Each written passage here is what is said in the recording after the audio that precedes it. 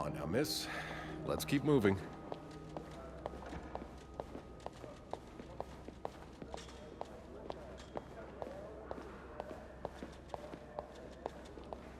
It's on your right. Here.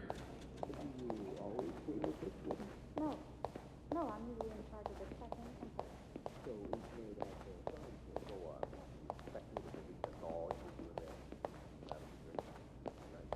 Here we are. Good luck.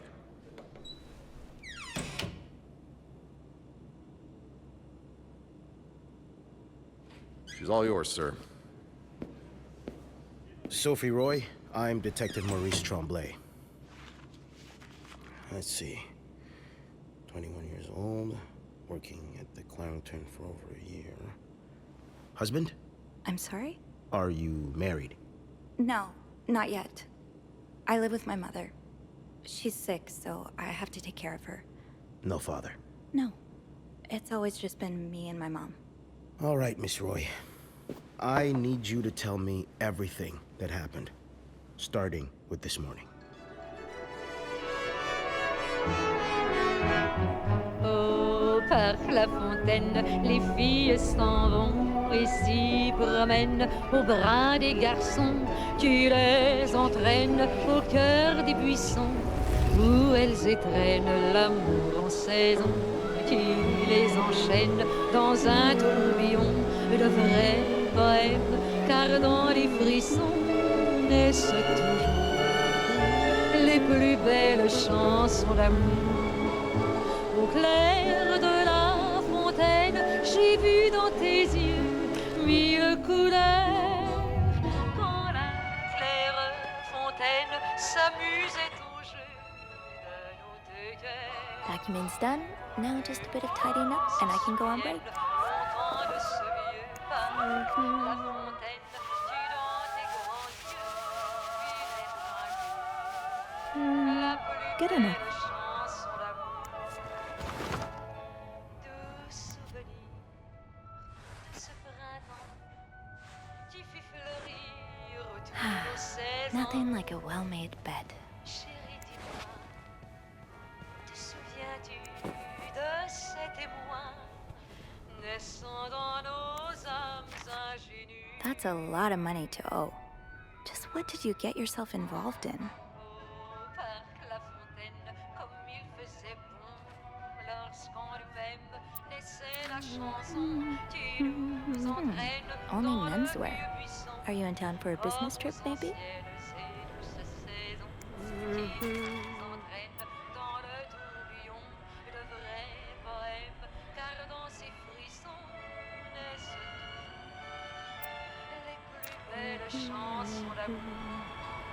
La vue qui nous mène sous les vieux drapeaux du temps passé. Dans nos âmes ramène les tendres échos, ces années par la fontaine, le dernier frisson de ce rêve, utile sans façon, est toujours la vraie chance de notre. You brought your own mug? Well, I guess ours aren't quite as complimentary.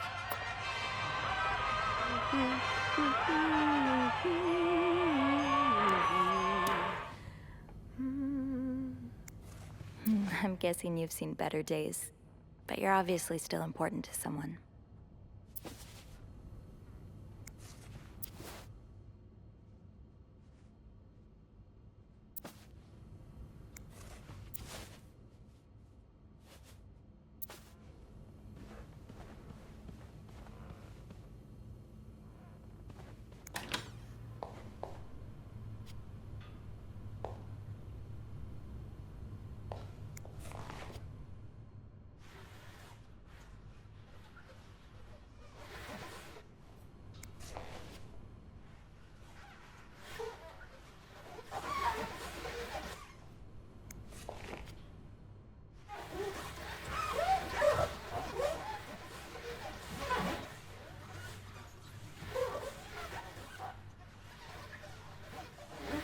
And voila, good as new.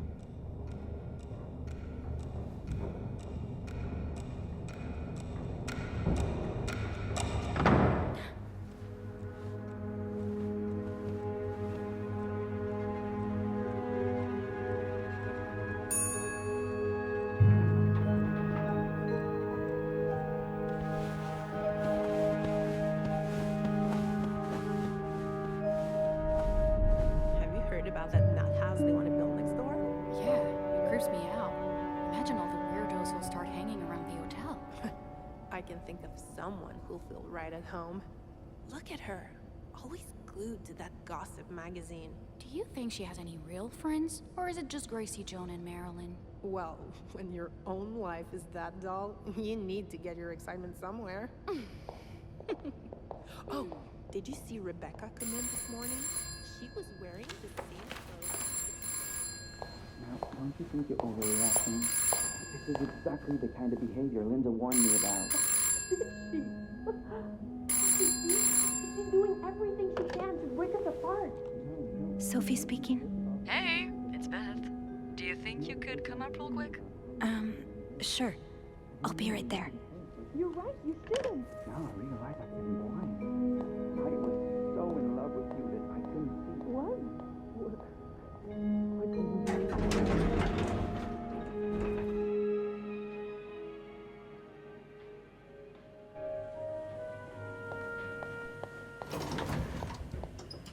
Oh, Jacques. Leaving luggage in the lobby? Are you trying to get Bernard to kill you? This leak really needs to be fixed. I hope the weather doesn't make it worse.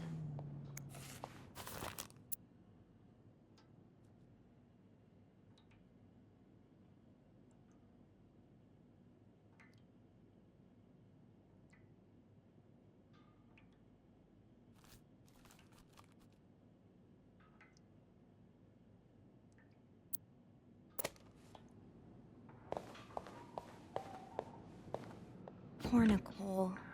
No one should be stuck cleaning up the reception hall after a ball, even if they did draw the short straw.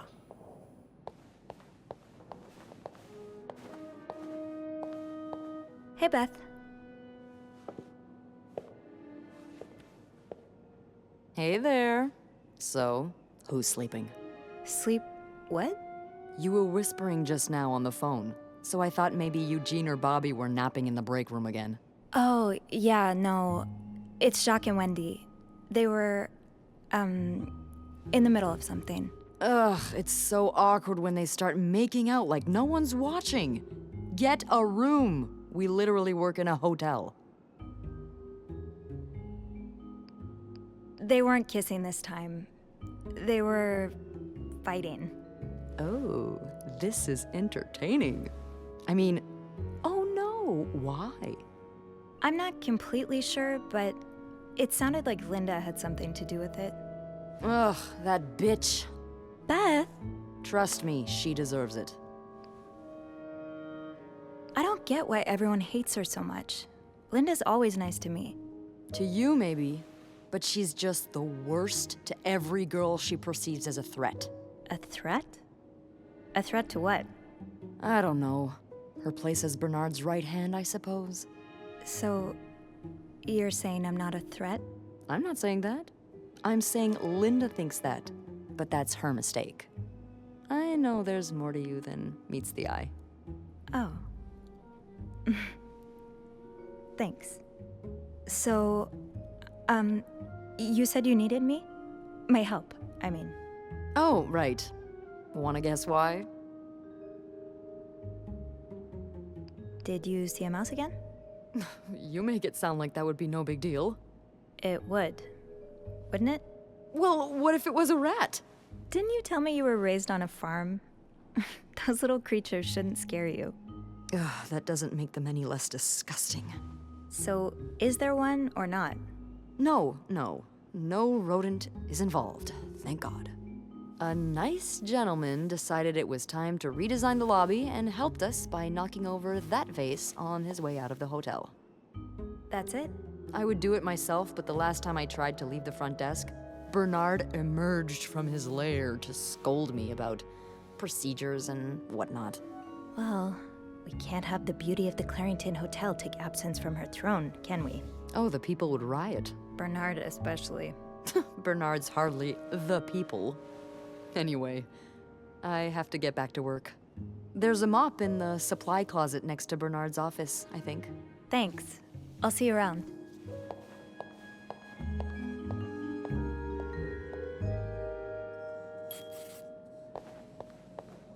That smell. If only we were allowed in there. chocolate mousse cake. Maybe Bobby wouldn't mind sneaking me a slice. Oh, no. Bernard would have both our heads. Linda's been putting these everywhere lately. It's weird that Bernard allows it.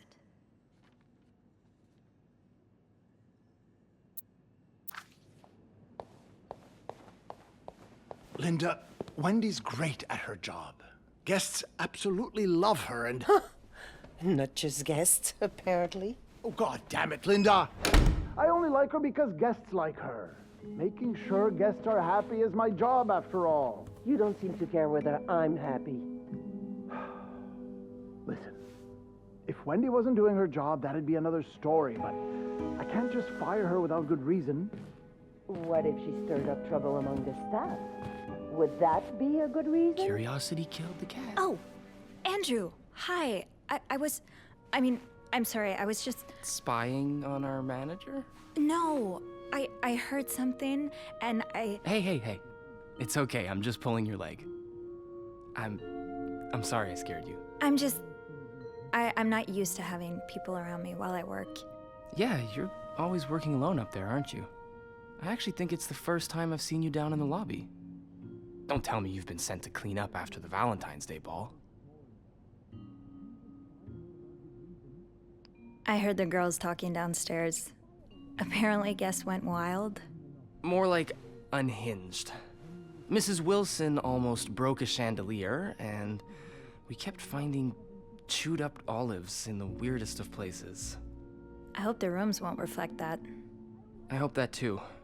For your sake. You must see plenty of weird stuff while you're cleaning. Yeah. What's the weirdest thing you found in a guest's room? It's a bit gross. Oh. I hope it's got nothing to do with bodily functions. God, I hope so too. A few weeks ago, I walked into a room and found the trash can filled with cucumbers. Like, whole cucumbers. And some of them were carved, and I threw the whole trash can out that day. Don't tell Bernard. I won't. Oh. I better go help Beth. It's hell here with the snowstorm. It's okay. I need to, Yeah, all right. Take care. You too. As if it wasn't enough having to deal with endless letters of advice from Raymond. Raymond? What does he want? He wants me to lower room prices. Make sure the hotel stays accessible to everyone. Bobby made it very clear he doesn't like anyone walking into his kitchen uninvited. It's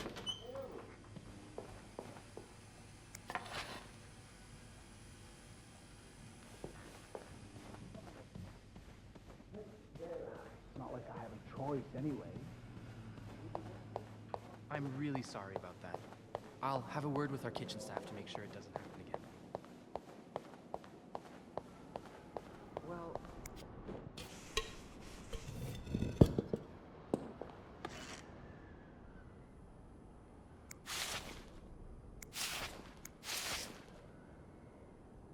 Ew.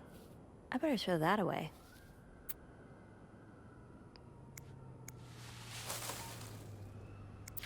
A film roll? The guest must have dropped it when he knocked over the vase. Probably should return it to him.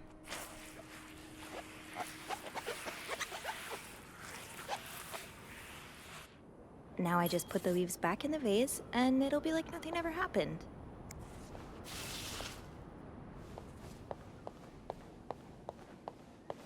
I understand, Mr. Ramsey. I wish I could make the snowstorm disappear. I really do, but sadly, that's not within my power. Beth, who knocked over that vase? Mr. Spade. Mr. Spade? Well, I can check with the airport and let you know when flights resume. Until then... Yes, I know. You've said that already. But... No, that's very... So, which room are you staying in, Mr. Spade? Well, you're welcome to speak to my manager if you'd like. I'm sure he'll be thrilled to talk to you. Room 505. Great. That's on my floor. I can return that film roll without going out of my way. I have to talk to my manager's manager. Would you like to contact him? Bernard still leaves these around the front desk? Sadly. Guess he didn't hear Beth when she swore she'd burn the place to the ground next time she had to suffer through one of his sermons. Yes, certainly.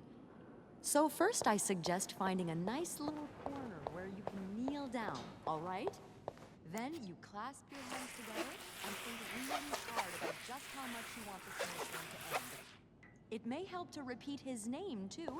It's, God? Now's not the time to pick up smoking, Sophie. Tempting, but every penny adds up, Sophie.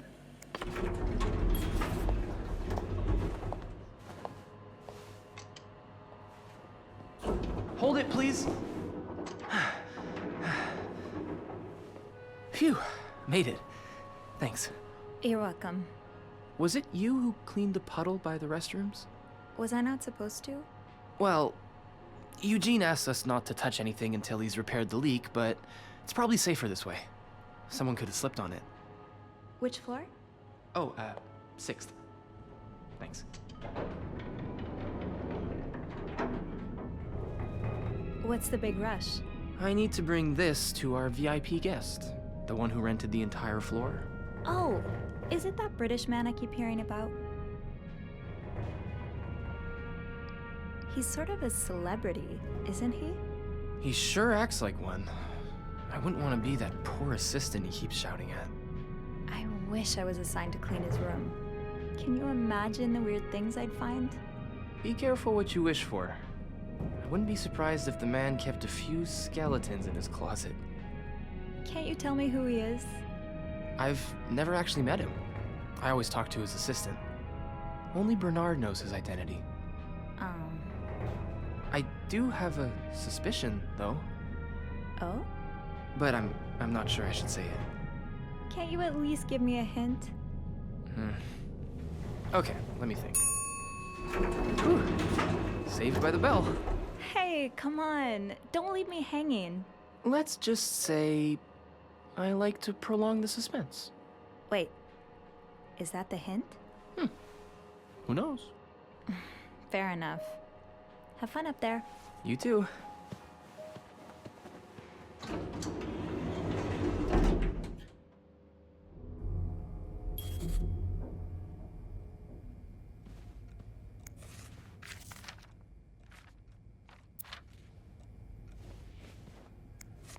This must have been so much fun.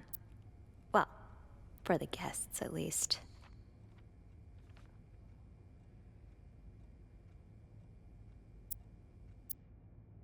I haven't danced since Grandma's 70th. She definitely upstaged me.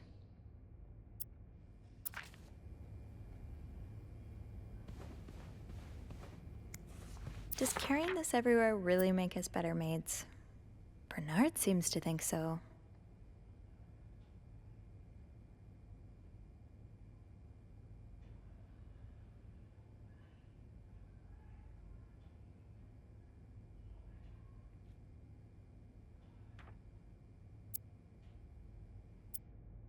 Being invisible has always come easy to me. Maybe too easy. Everything must disappear. Makes us sound like magicians. Telling apart the treasure from the trash can be tricky sometimes.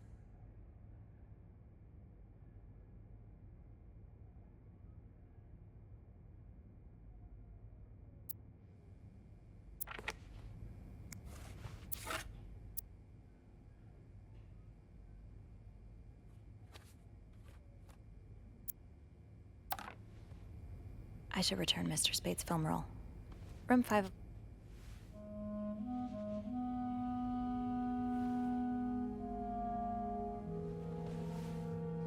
Mr. Spade?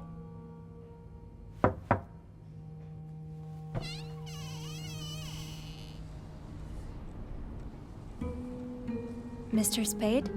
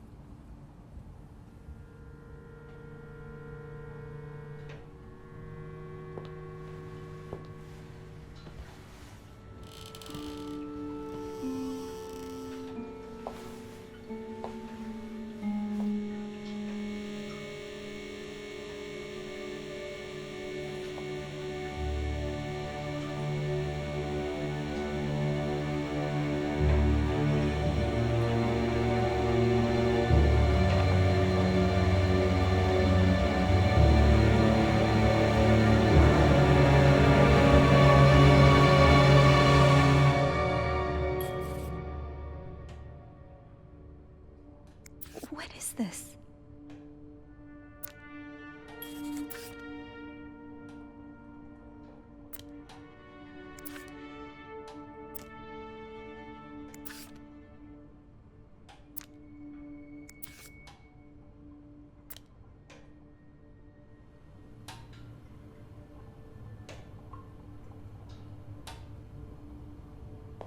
Maybe I should call Beth or Andrew. They'll know what to do.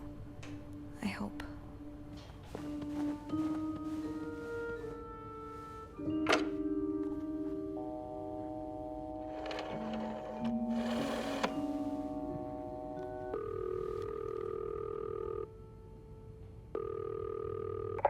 Clarington Hotel reception desk, Beth speaking. What can I do for you on this very fine day? Beth, I need your help. Sophie? What's going on? I think Mr. Spade's stalking me while I work. Really? I knew it! You did? I mean, I knew there was something fishy about him. He just has creep written all over his face, you know? How did you find out? He took pictures of me. I found them hanging over the bathtub. He set up a kind of dark room. Pictures of you? Doing what? I can't believe I'm about to say this, but sometimes when I clean the rooms, I get a little curious and, snoop through our guest stuff. Sneaky. And Mr. Spade caught you in the act, I suppose? Yes. I think we should call the police. No, that's a terrible idea. But- Sophie, that man has pictures of you running your hands through people's stuff. But I didn't steal anything. I was just snooping, I swear. I know, but say a client reports something missing, those pictures would put a big red target on your back. So I just leave? Do nothing? Do nothing? No. But it'd be smarter to wait until you have the whole story. Or at least more than you have now. Before making a move. I've been in dark rooms before. Setting one up in a space that isn't made for that takes time and effort. Wait, you're a photographer? No. I was there to look at pictures a photographer took of me. Look, all I mean to say is there's no way he set all of this up just for a couple of pictures. There has to be more. You want me to keep digging around? Well, there are pictures of you snooping. So why stop now? Beth? Oh, loosen up a little. No one's dead. Any idea where I should start then? Well, now that I think about it, I'm pretty sure I remember Mr. Spade asking for the combination to his room's safe. I bet you anything there'll be more pictures in there. Maybe, but I don't have the code. Give me a minute.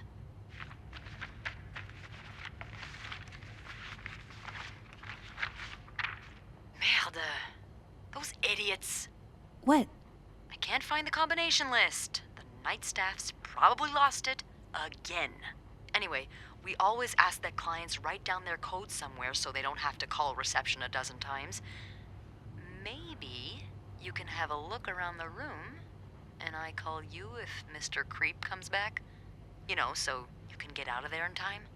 Okay, yeah. Thank you. Oh, it's nothing. Oh, and Beth? Mm-hmm. Please keep this between us. Of course.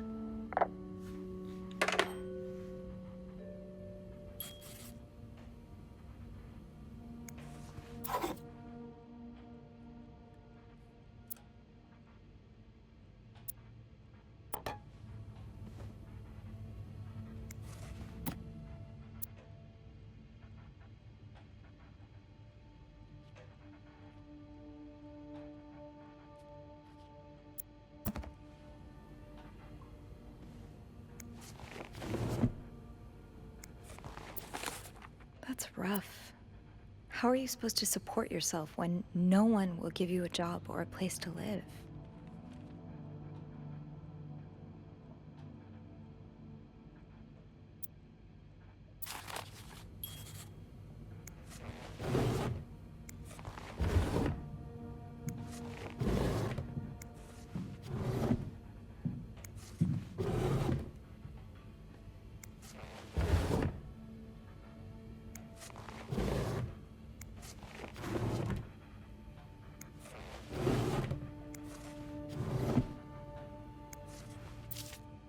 You're pawning off your possessions?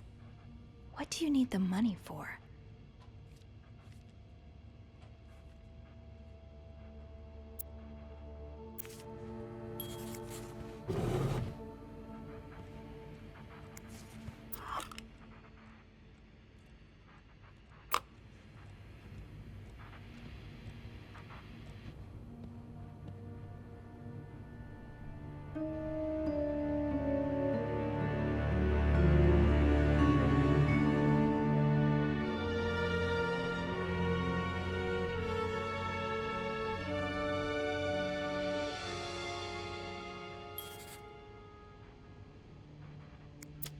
Beaver Lake. I took Mom skating there just a few weeks ago. These look like numbers. Sort of.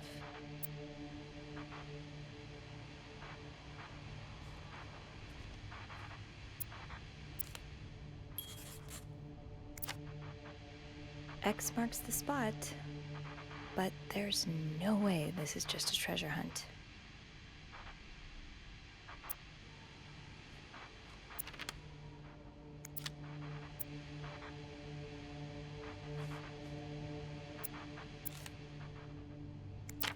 I just visited the oratory for the first time in years.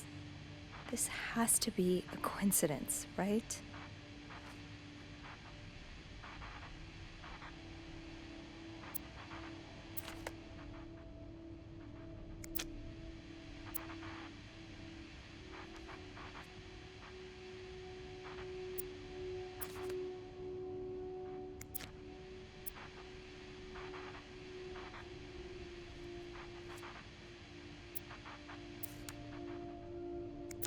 Harry's diner, too. Were we ever there at the same time?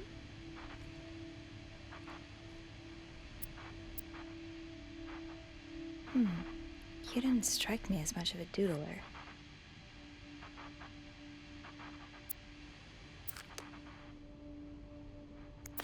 This was the sale where I found that winter jacket that Mom loves. Were you there, too?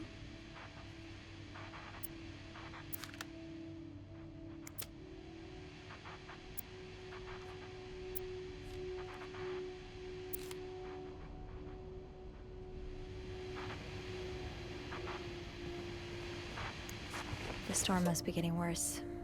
I hope Mom's not too bored without her TV shows.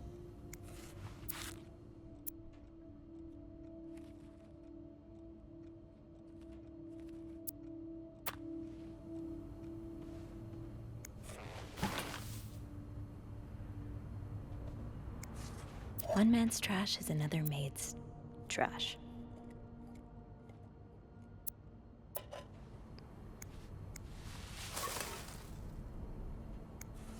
Something tells me you won't be missing this.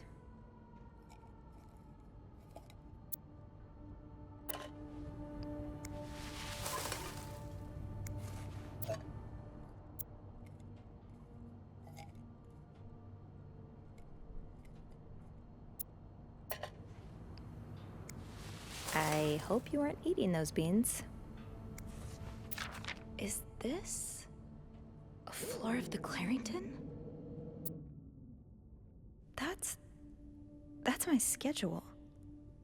Just how long have you been watching me?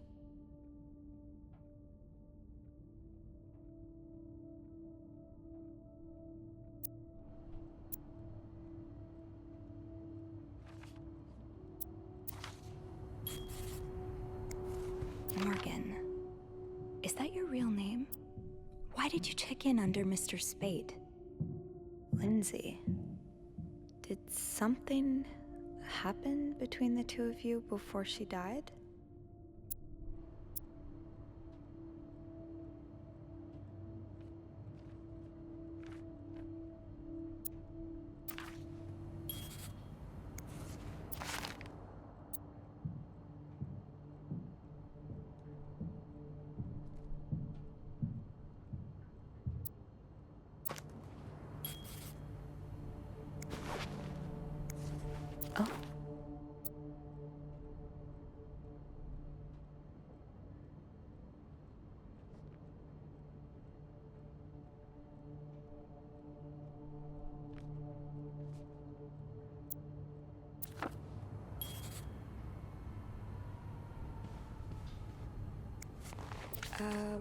Request to move to 507. Why did you want to change rooms? Yeah, no surprise Bernard denied the request. Mrs. Beaumont's been here so long, we could probably just put her name on the door at this point. Who knew Bernard could be nice?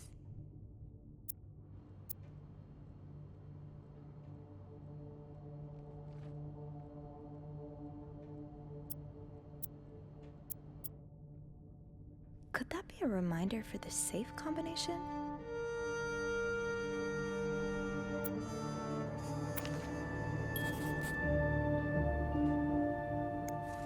What do we have here?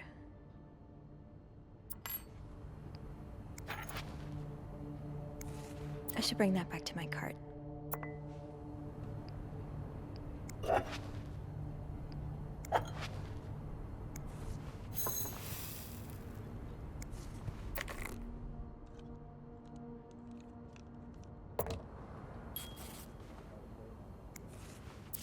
I'd forget my own head if I didn't write everything down. I guess we have that in common.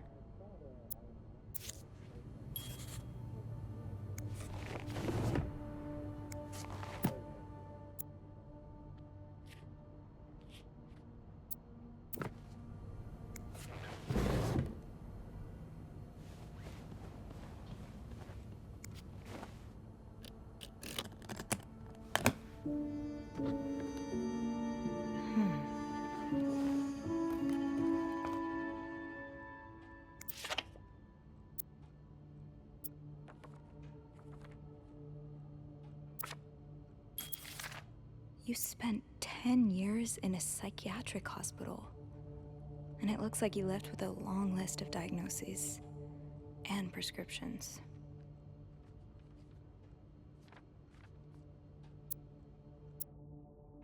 Date of discharge, 1957. 57.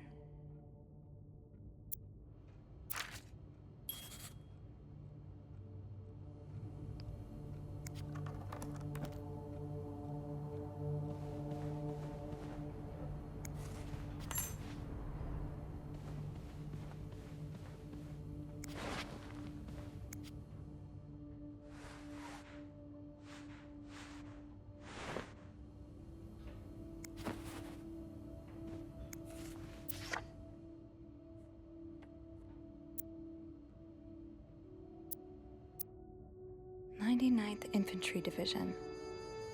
99.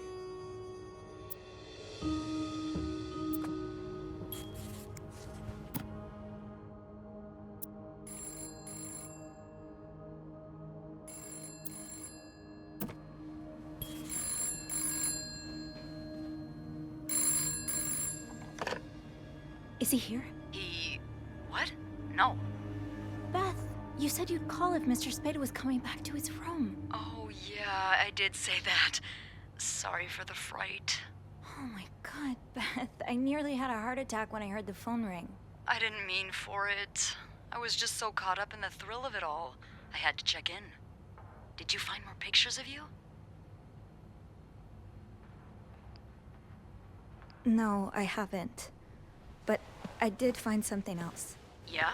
He's got a kind of yarn map of Montreal on the wall. A yarn map? And where does it lead to? Lots of places. Most of them I've visited recently. Merde. What's the deal with this guy? I think he may be using an alias. I found some evidence that points to his real name being Paul Morgan. Well, he's certainly not the first man to check into a hotel under a fake name. Is it really common practice? It is, when the man in question is married, but the woman accompanying him isn't. Or at least, not to him. Considering the state of his room, I doubt Mr. Morgan was expecting any visitors. Did you find anything else? He seems to be in love with this woman who doesn't love him back. You mean you? No, someone else. I found lots of letters addressed to a woman named Lindsay, but she returned them all to sender, unopened. Are you sure it's love and not obsession? Maybe he stalked her like he's stalking you. I don't know. Whatever it is, I find it strange she didn't open the letters before sending them back. I would have had a look at them first. Of course you would have. So, is that all you found then? He has this book with, underdressed women on the cover. I don't think Playboy magazine qualifies as a book. No, it's not. It's a novel. It's called, And They Were Roommates. Oh, I see. And I suppose these women on the cover are really good friends, aren't they? What do you mean? Well, if it's what I think it is, it's probably one of those trashy books for men who secretly fantasize about two women getting real cozy with each other. Have you ever read one? Yes, they're awful. I thought Andrew was the book expert. Oh, he definitely is an expert on everything you'll find in a nice little bookstore. As for me, I'm more the every weird thing you'll find at a train station expert. Did you find anything else on Mr. Morgan? I'll know more once I open the safe. Oh, so you found the combination? Yeah, sort of. I'm impressed. Well done, Arsène Lupin. What? Never mind. Don't let me keep you. Okay, I'll call you back. Yeah, you better. I won't call again unless Mr. Morgan returns. For real this time. All right, thanks.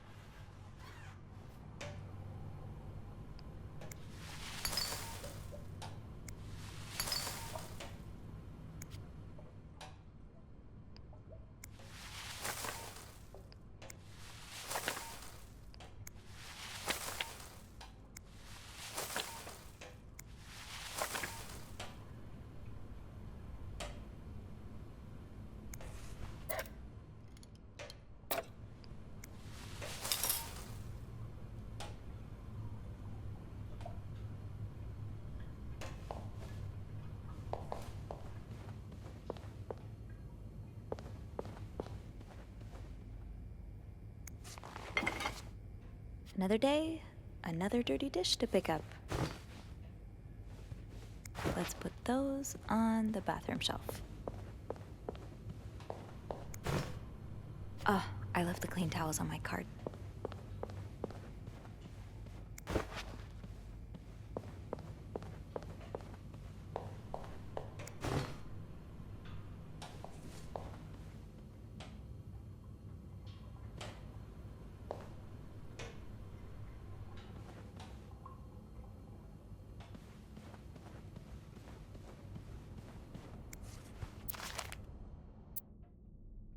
"34 Summer Street. Lindsay's address.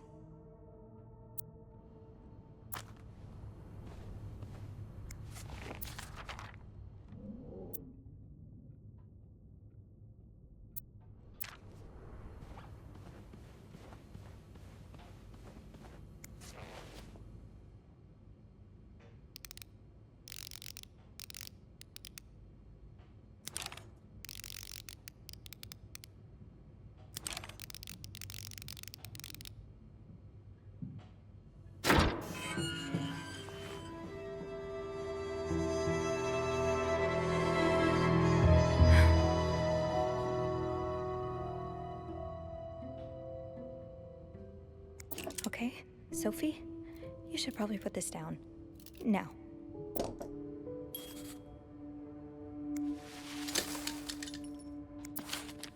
M and H. M and H. Who are they? Are they guests here? You're going through their trash? You really want to find out what M and H are up to, don't you? Why are you following them? And who's sneaking out at night? So many questions.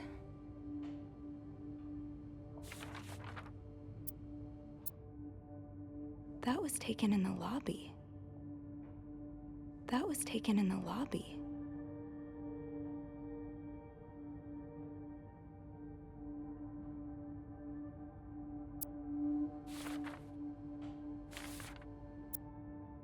This looks like Beaver Lake.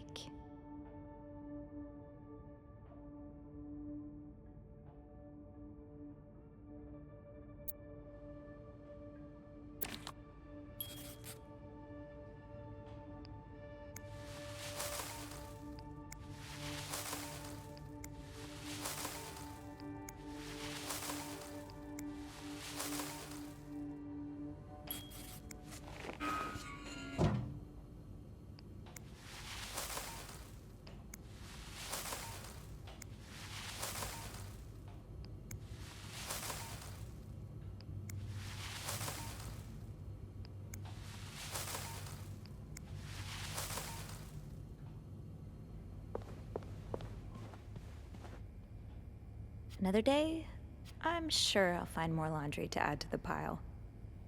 M and H. Maybe Beth could find them in the logbook. I should call reception. M and H could be in danger.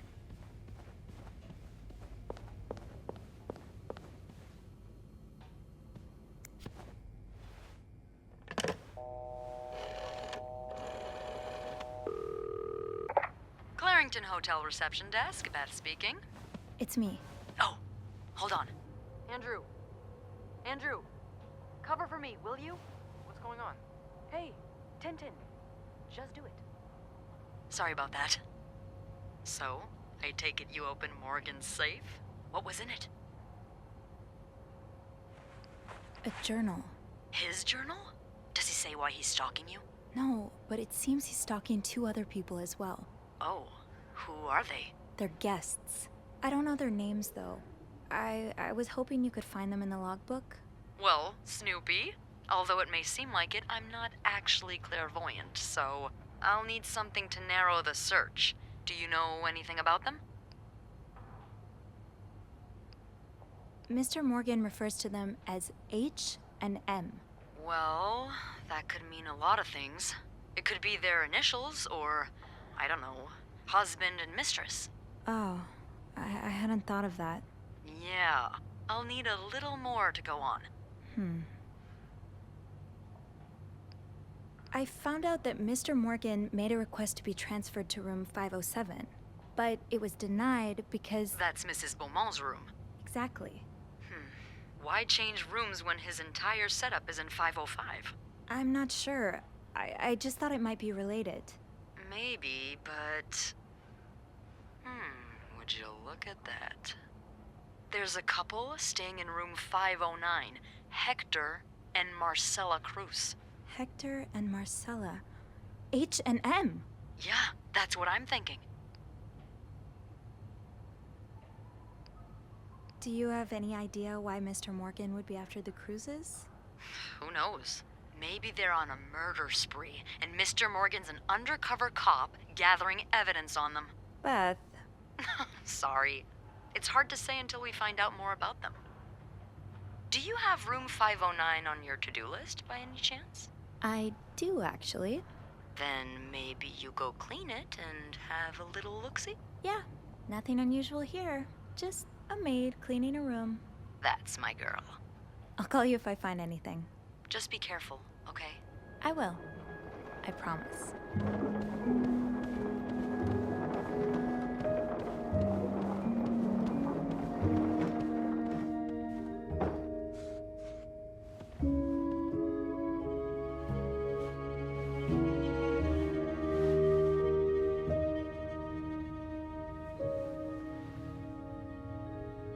I must have forgotten my keys in the break room again. I'll need my keys to enter room 509. I should probably check the break room.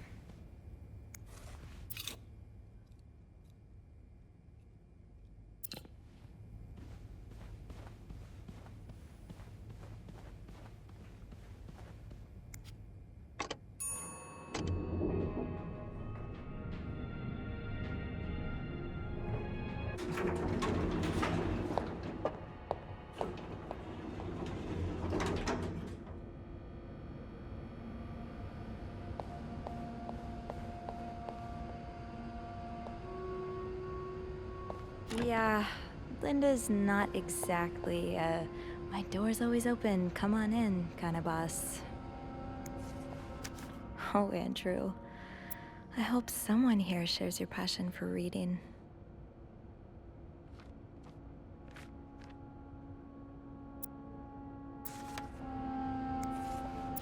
The way things go missing around here, sometimes it feels like the hotel just gobbles things up.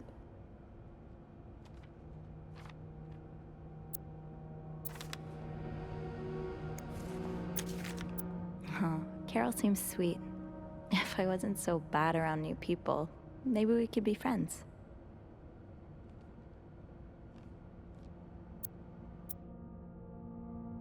Welcome to our big, happy family, Carol.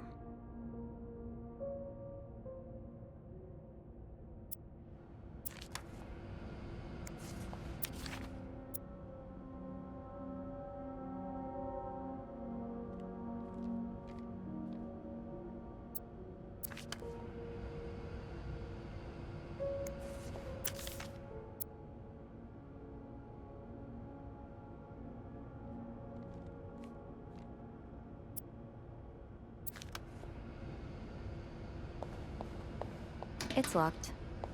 Fine. Keep your secrets, locker. People don't usually leave these unlocked.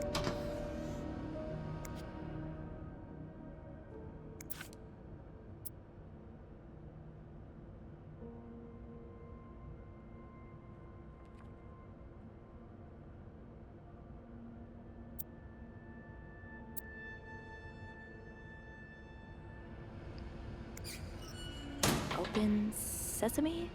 Nope, no luck. The way they look at each other, you can tell it's the real deal.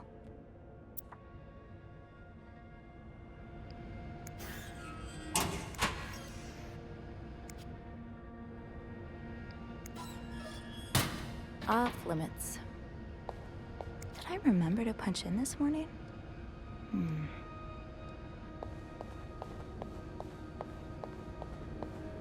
Shoot, it's locked. I guess I'll have to get Linda's master key instead.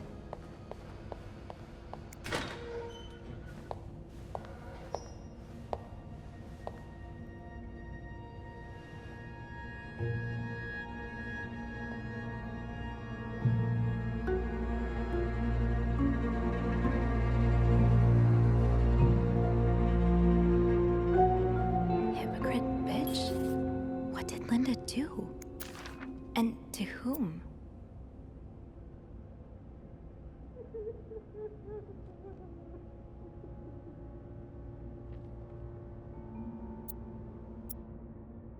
Oh, Linda. What would your husband think of all this?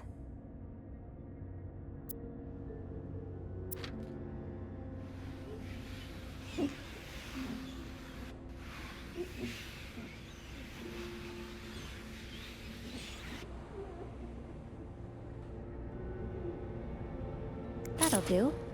I'll just have to make sure I don't forget to return it. Linda, you're not even trying to hide the daggers in your eyes. Wendy definitely deserved this, but the next one is mine.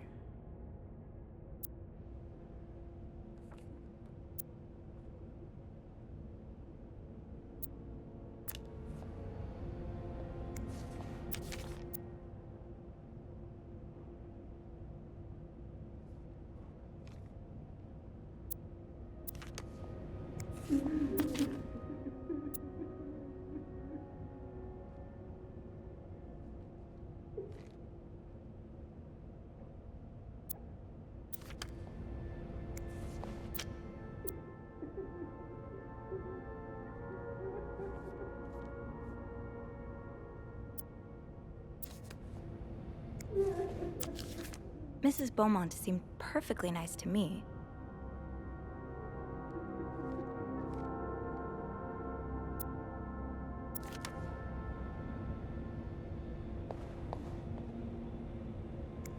To be tossed aside by your best friend like that? Oh, Wendy, that's a special brand of heartbreak.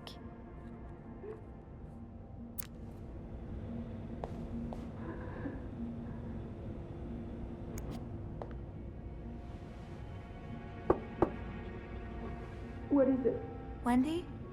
It's Sophie. Are you alright? Do I sound all right? No, I guess not. Just leave me alone. I don't want to talk.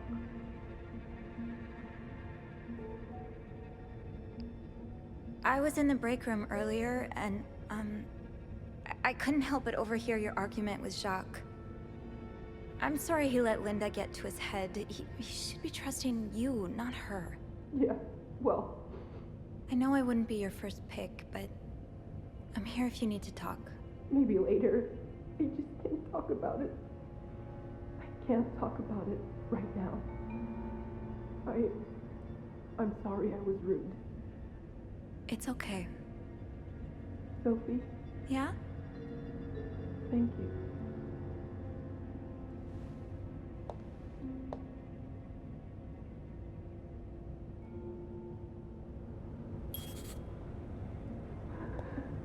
Fine. Keep your secrets locked. It's locked. Haven't gotten any tips so far today.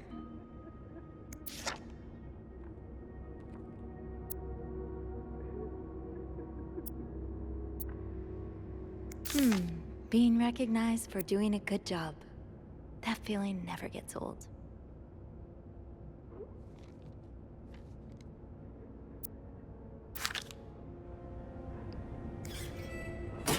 Open sesame? Nope, no luck. Off limits.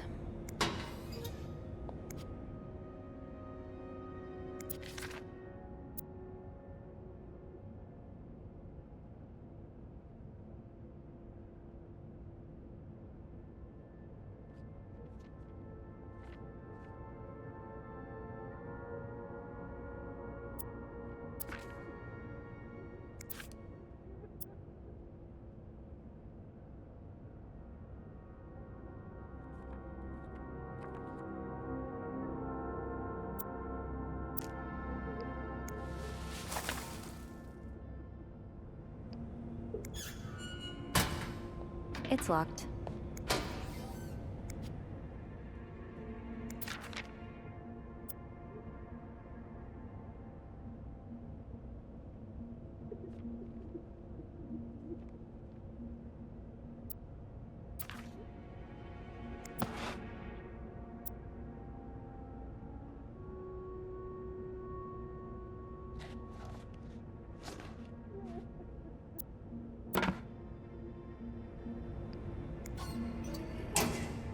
Off limits. This goes beyond constructive criticism. It's just a personal crusade.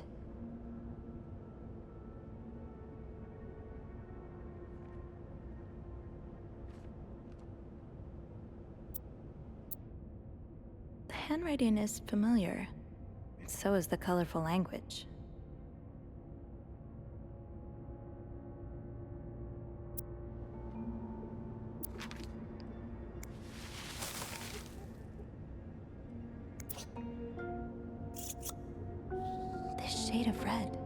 It matches the message on the door.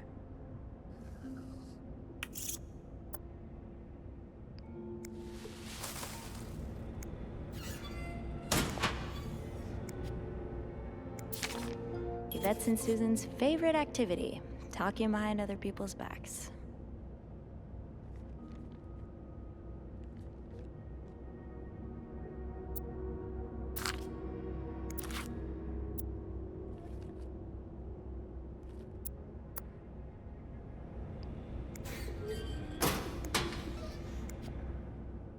I wish I understood you better, Yvette. You and Wendy had such a close friendship. Why throw it all away?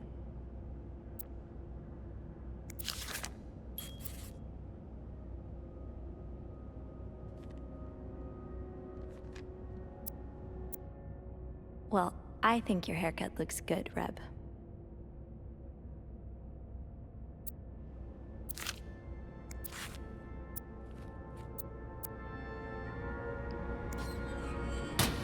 Tempting, but every penny adds up, Sophie.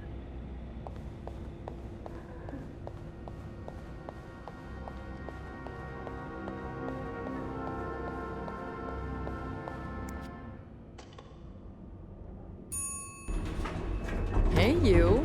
Oh, hey, Beth. On break already? Sadly, no. I have an express delivery to make to the 6th floor. Isn't that Jacques or Andrew's job? Well, they're both busy, so... What about you? I thought you'd be in 509. I'm heading up now. I just had to grab Linda's master key before I could continue our investigation. Oh, I see. Well, this has been quite the day so far, hasn't it? I can't remember the last time work was this interesting. Yeah, that's definitely one way to put it. That's not all, though.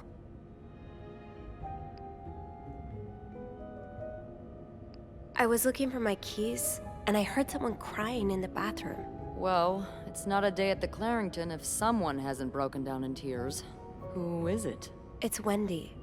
She's pretty upset. Oh, any idea what happened? I think Linda got to Jacques' head, and Wendy hit back by writing "hypocrite bitch" on her door. Of course she did. It's been a long time coming. Linda's been treating her like her personal punching bag as of late. Bernard's already on his last nerve today. If he catches wind of more drama between Linda and Wendy, the stress might kill him. Huh. And I can only hope I'll have a front row seat when that happens. I don't know the first thing about running a hotel, but the amount of pressure he must be under, I don't think any good would come from adding to that. I guess not. You know, I don't know how you do it, Sophie. Maybe it's because my empathy only goes so far, but I admire that you're able to feel for just about anyone.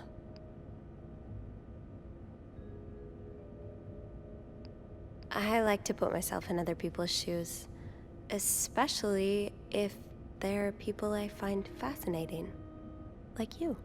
Wow! The way you turned that compliment right back around at me was masterful. Well, this was a lovely chat, but I better see if Eugene is around maintenance. Hopefully he can help me find this thing for our esteemed guest. Yeah, we both got a lot on our plates today.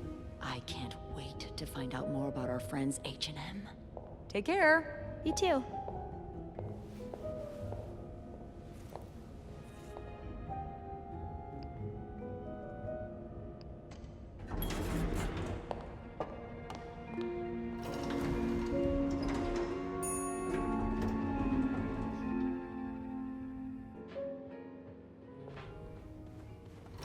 Getting into 509 will be no problem with the master key. Let's get to the bottom of all this.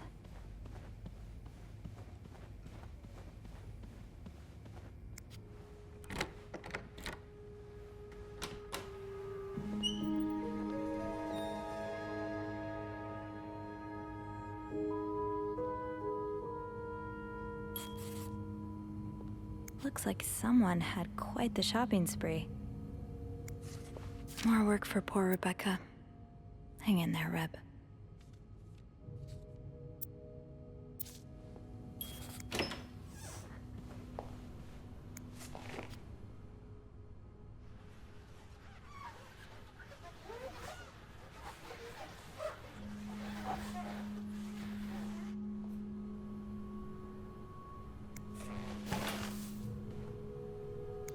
someone tore that note apart, but I'm missing some pieces.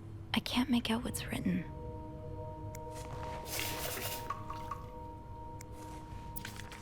These are lovely. I wish you'd had more confidence in yourself.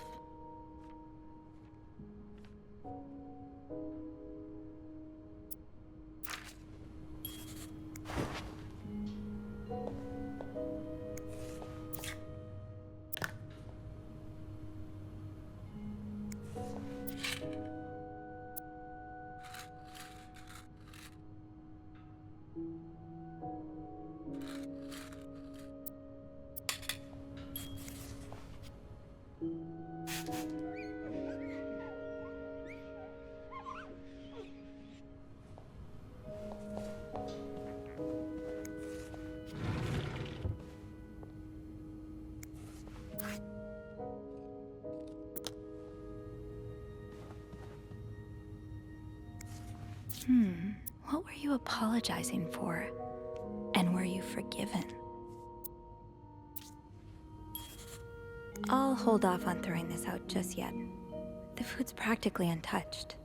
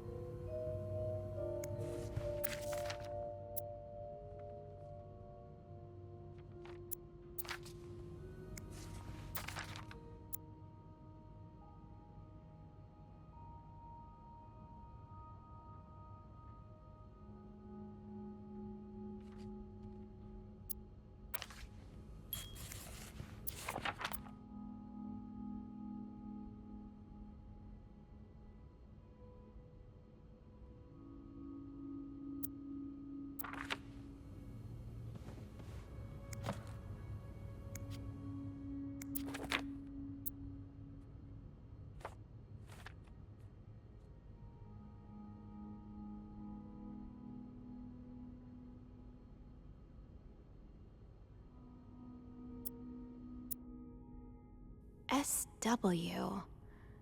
Looks like you had a few appointments with him, Mr. Cruz. Or her.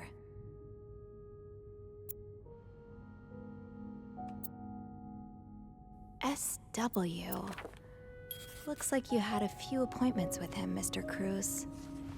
Or her. This person looking for you back in Texas. Was he really just a coworker?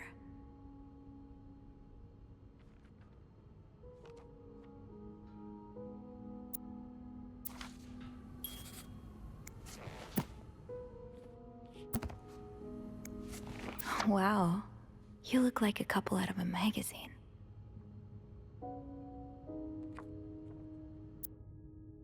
These pearls, they look absolutely gorgeous on you. Though, I bet you could make anything look good.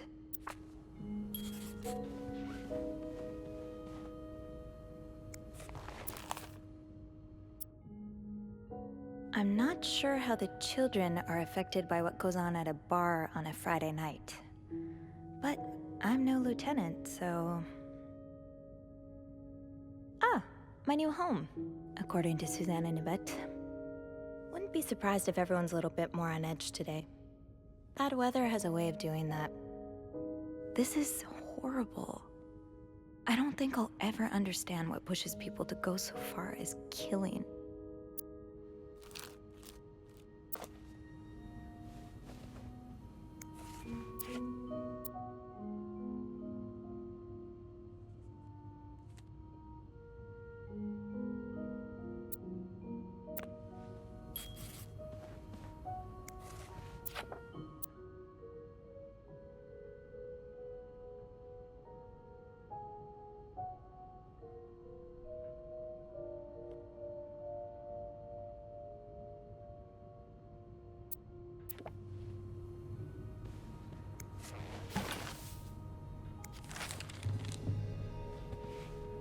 Someone's been sleeping here. I should leave it as it is.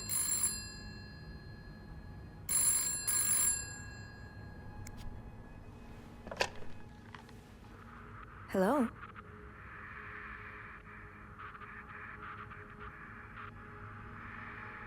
Hello?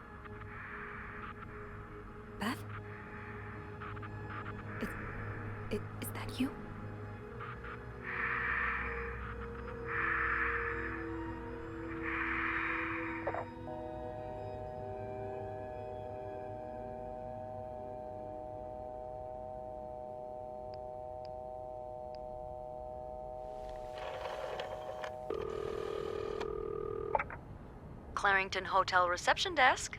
Beth, Sophie? did you just call me? No, I didn't. Then who called? What do you mean, who called? Someone just called, and they said nothing. All I could hear was static and breathing. Whoa. The creeporama just keeps on going, doesn't it? Hold on. Hey, Archie. What's up? Give me a second, Sophie. Okay, so turns out Archie here patched a call through to 509 moments ago. Did he recognize the caller's voice? You think it might have been Mr. Morgan? Yeah. Let me ask. Okay, so it was a man's voice, but he can't be sure if it was our creep. Did he notice anything else? He says he heard a faint bell in the background. It sounded like the elevator's bell, so he assumed the caller was one of our clients. You didn't see Mr. Morgan come back to the hotel, did you? No. I understand why you're creeped out, but I don't see how he could possibly know you're in 509. I didn't say a word to anyone. I know you didn't. Can you ask Andrew not to patch any calls here for a while? Trust me, I will. Thanks. I haven't had time to check all of 509 yet, so I better get back to it. Oh, before you go, I have some more info for you. I was going over the details of our little mystery when I remembered something. About this morning. What is it? I saw Mrs. Cruz rush out of the hotel, all by her lonesome, not too long after Mr. Morgan knocked over that vase in the lobby. Really? Do you know what time it was exactly? I think Mr. Morgan left around 10, so I'm guessing between then and 10:05? What? I remember hearing a loud noise on the 5th floor right around that time. Like a door slamming really hard. Do you think it was her? Maybe. Did you notice anything weird about her? You mean, other than the fact that she was walking straight into a snowstorm? Yeah? Well, I've only ever seen her with her husband. It seemed unusual that she'd be leaving alone. But now that I think about it, maybe she was sneaking out. Or following Mr. Morgan. Yeah. Hopefully I can make sense of all of this. I'm sure you will. Call me as soon as you find something. Okay. Thanks for the info.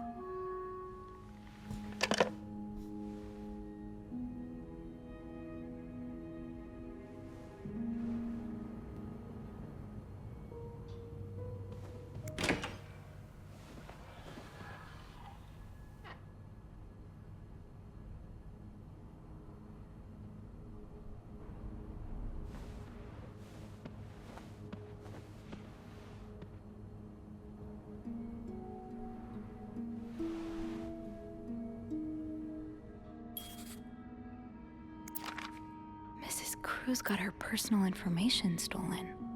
Is Mr. Morgan behind it?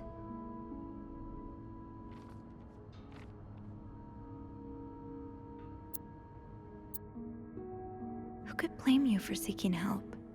I'd do the same in your shoes. These scribbles don't look random, but I can't figure out what they mean. Fernie and Wiseman. Have I seen this logo somewhere?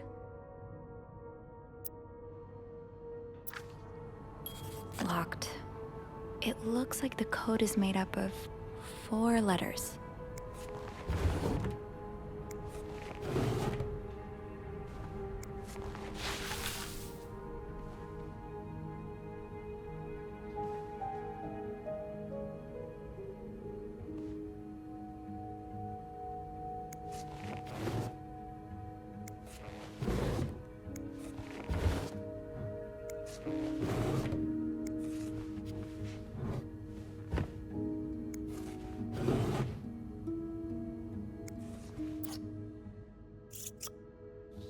Shade is really striking.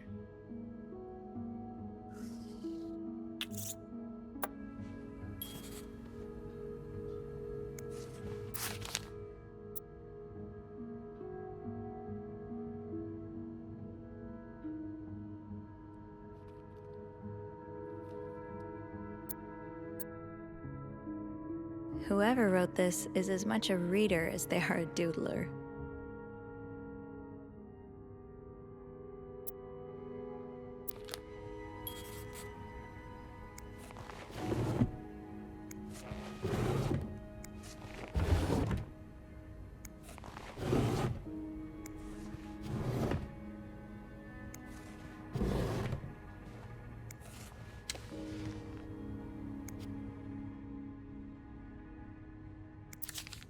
Am I reading this right? The account's been emptied.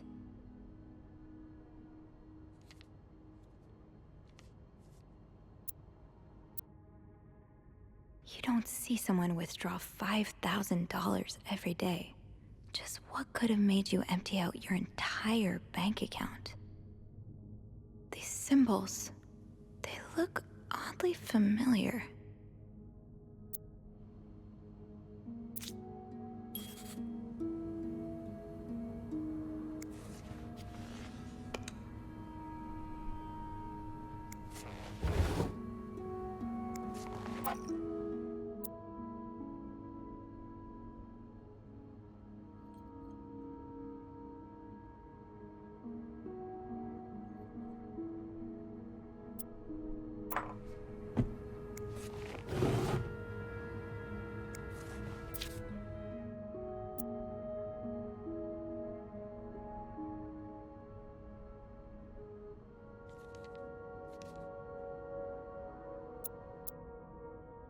Symbols. They look oddly familiar.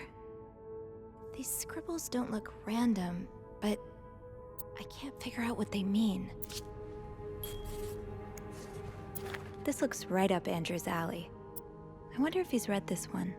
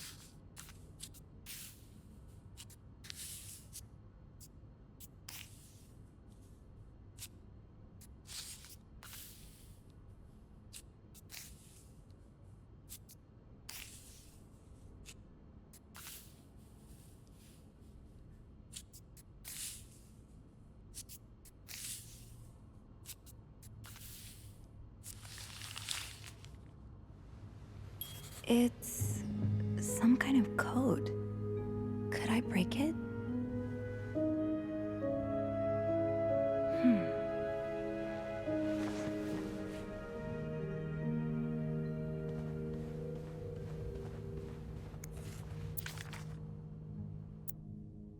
Oh, these symbols match some of the ones on the torn message. That's one of the symbols.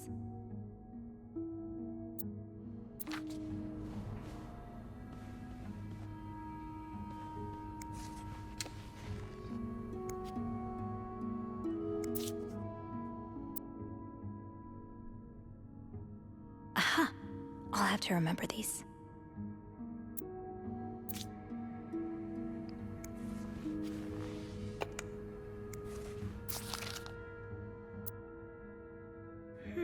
Yeah. I think these match the symbols on the papers I collected.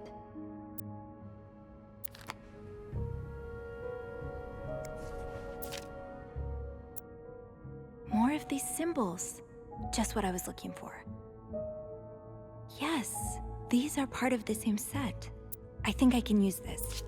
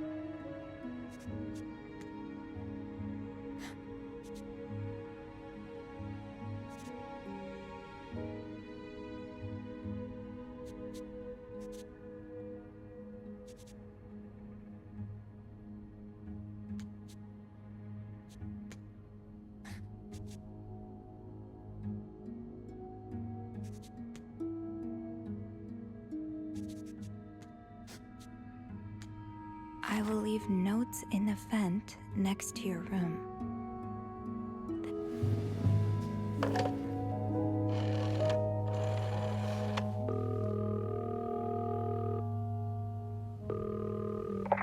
Clarington Hotel reception desk, Beth speaking.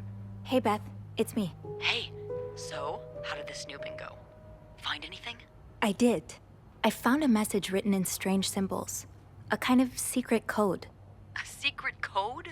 Well, spill the beans. What did it say? I will leave notes in the vent next to your room. In the vent? Who the hell does that? I don't know, but whoever the message was intended for went through a lot of trouble to hide it. It was torn in 12 pieces and scattered in 3 different trash cans. So the Cruzes are keeping secrets from each other. Do you think one of them's having an affair? Well, that's possible. It's quite obvious they're having marital problems. What makes you say that?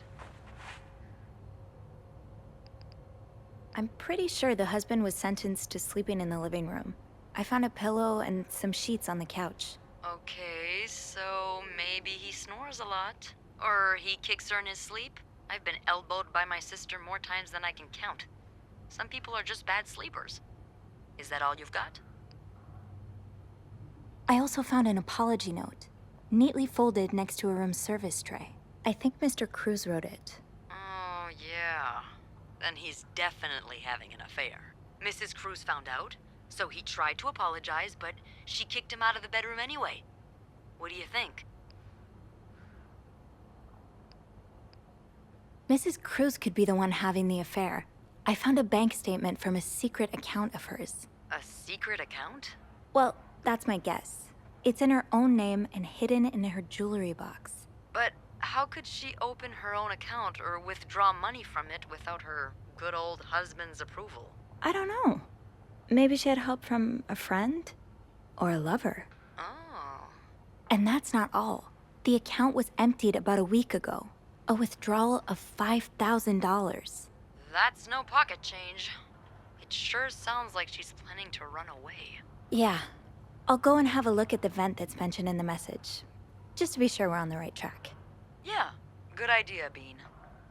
I'm about to go on break, so if you need my help again, just ask Andrew to patch you through to the break room. All right. Enjoy your break. Oh, I will.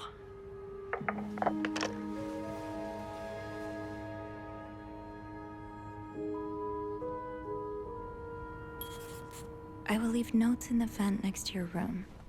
But which vent?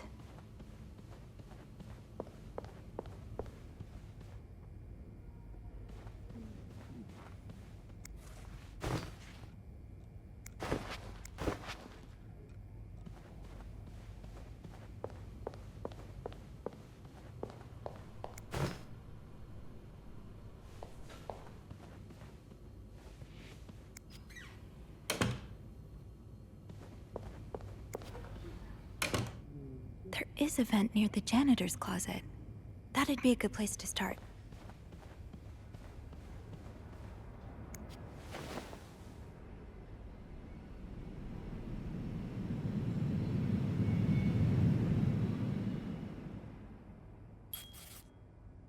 Can't open these without a screwdriver. I might be able to find a screwdriver in the janitor's closet.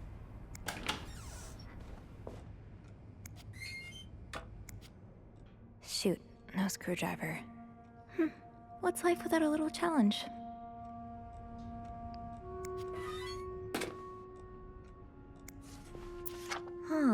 This must be Eugene with his daughter. He looks like a caring father.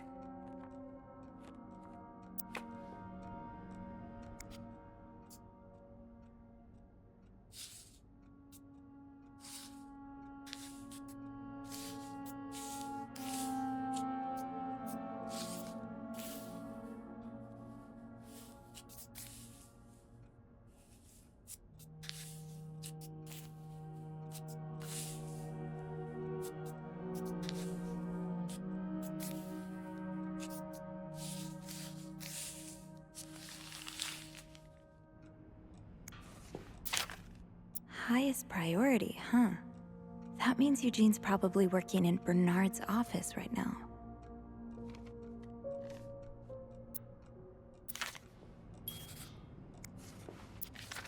It sounds like Eugene asked Bernard to stop opposing the construction of the new psychiatric hospital. And Bernard was Bernard.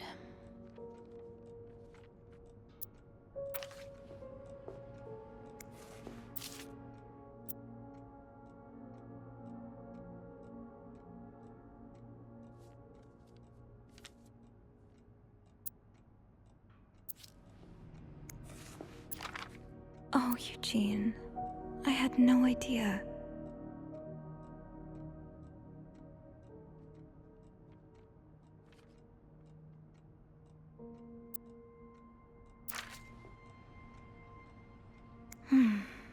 I've never seen two people more suited for each other. I hope they work things out. They need to.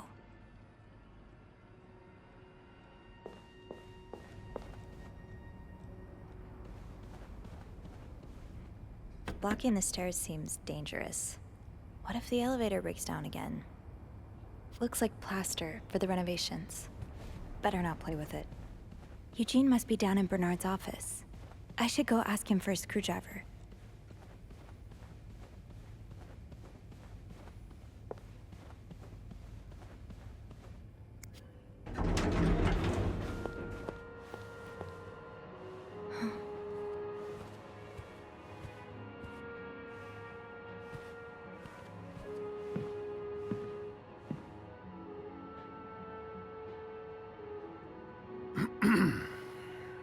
It's, Miss Belivet, isn't it? What? Oh, Roy. Oh, right.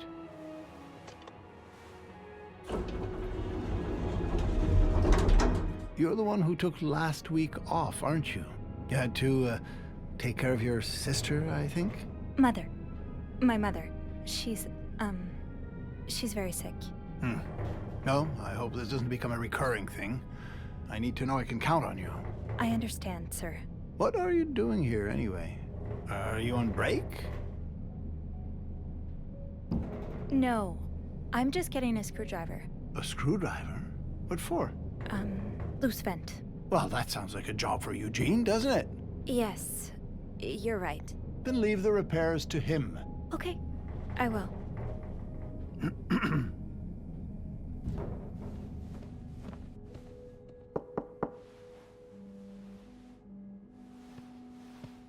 Well, don't you look mischievous. Hey, Bean. If you're planning to give Bernard a good scare, sign me up. No, I'm looking for a screwdriver. For the vent. Linda asked Eugene to fix Bernard's window. Oh, I see. Eugene? What the hell? You'd better go and take a look. I'll stand guard by the elevator, and make some noise if I see Bernard coming. Okay, thanks. I'll be quick.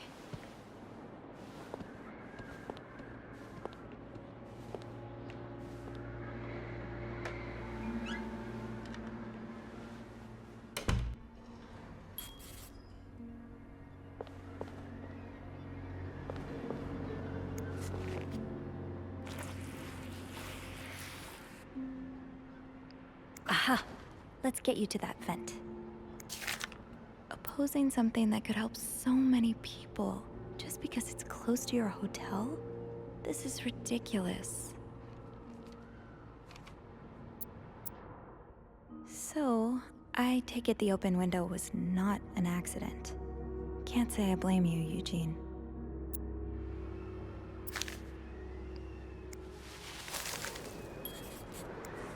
With this blizzard, Bernard's office will be a skating rink by the end of the day. Best to avoid that. This does not look like a nice brotherly check-in.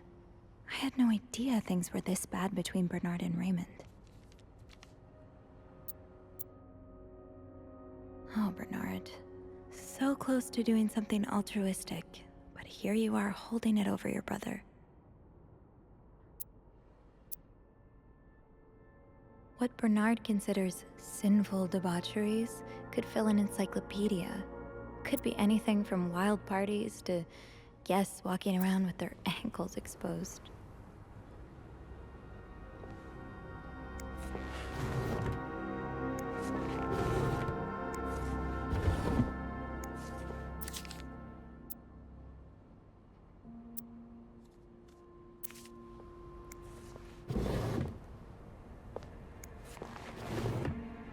Ew.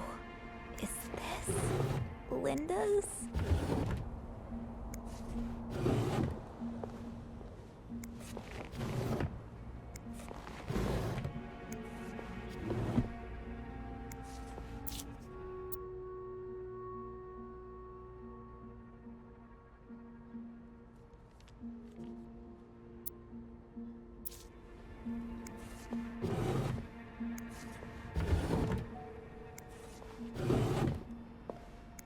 Well, just look at these distinguished gentlemen.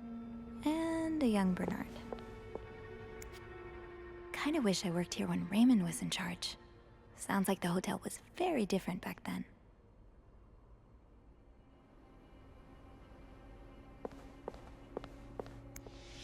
Surely your break is over by now. No, it's not.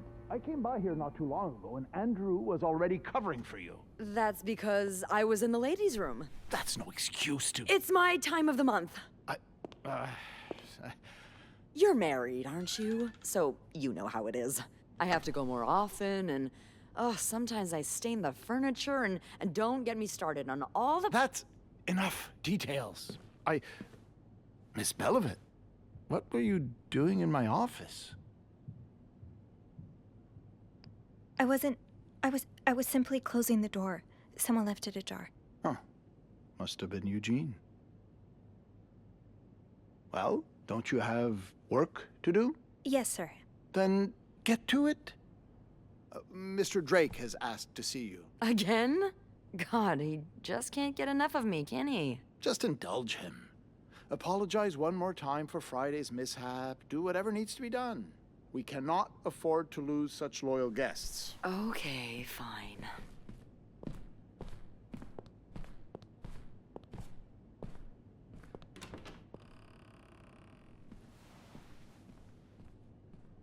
That was a close one. Yeah, I had a few cold sweats.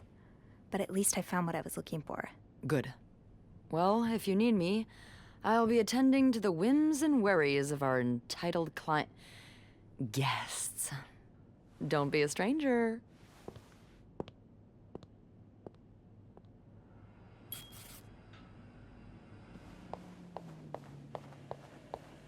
Time to see what secrets that vent is holding.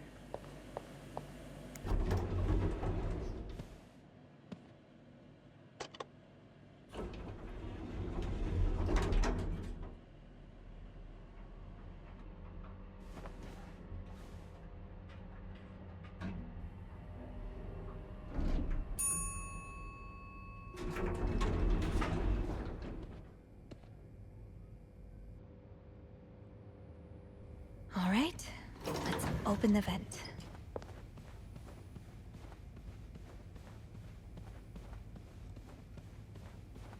Oh, I guess I'm free to disturb room 508 now. But that's where Bernard and Linda were. Ew.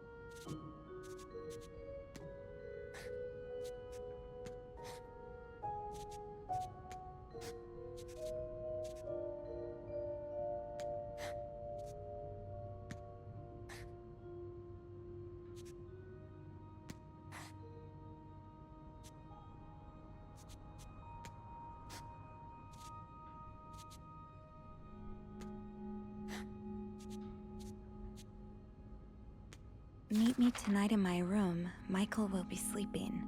We need to discuss our plan.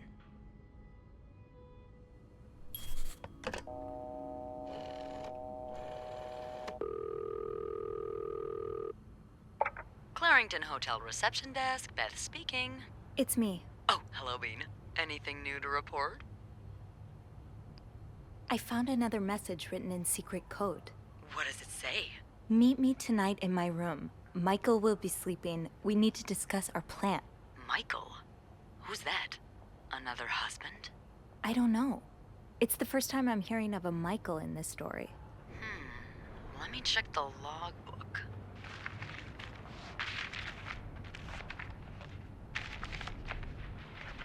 There's a Michael staying in room 507. Mrs. Beaumont's room? But she doesn't have a husband. She's here alone with... Oh! Michael must be her son. I got him some extra blankets the other day so he could build a fort. Could Marcella... Yes? No, never mind. So, what's next? I guess I should go have a look at 507, but it's not on my list. There's a do not disturb sign on the door. Well, I could call the room to make sure no one's there. Good idea. Hang on.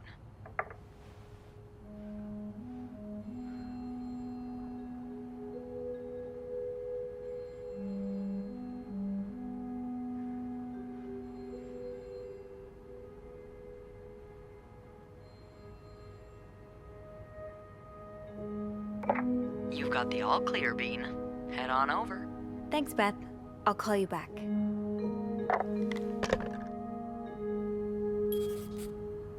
Looks like I'm headed to room 507.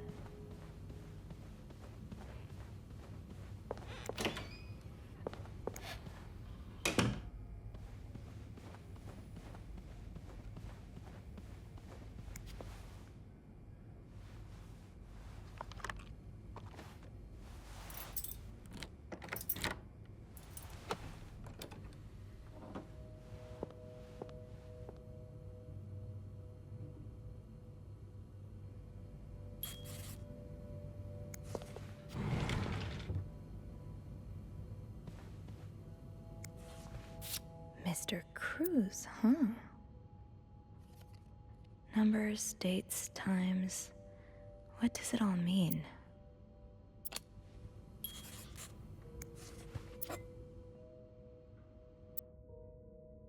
I saw this shade of lipstick in Marcella's room. Does that mean she was here?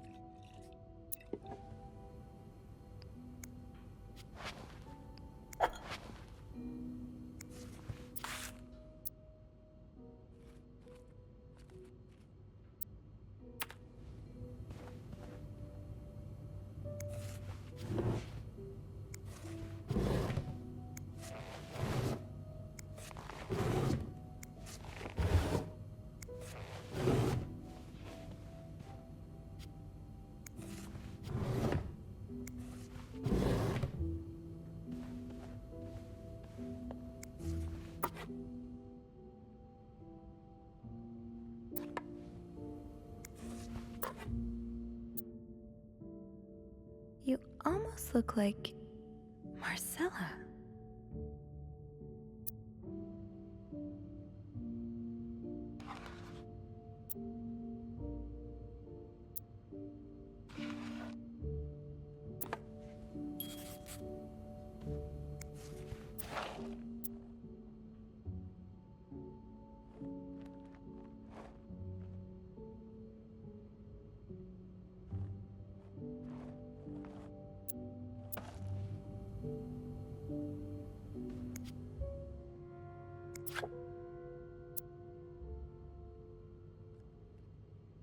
So you were eager to set up a meeting, but didn't want anyone noticing.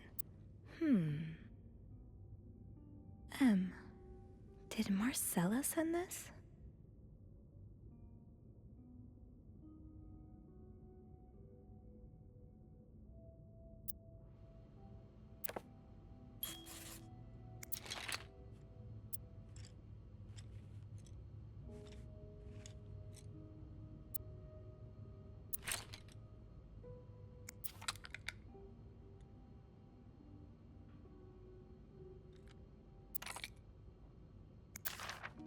Oh, Michael. Adults can be so confusing. I promise it's not you.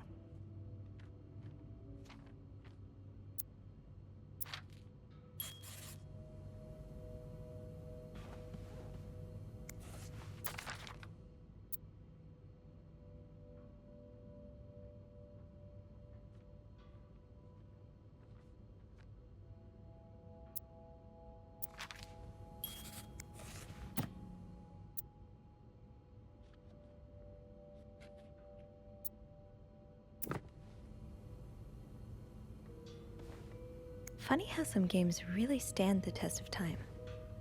I used to play this with Mom all the time. Sounds like this is from your school days, but the name of the sender is smudged.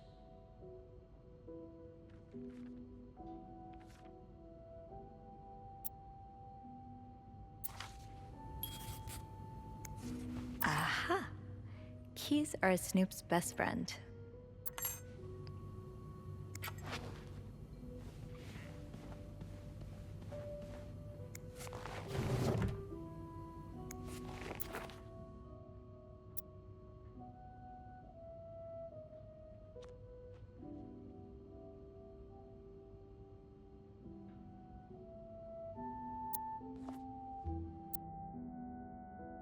Bridget Boswell. Didn't I see that name somewhere earlier?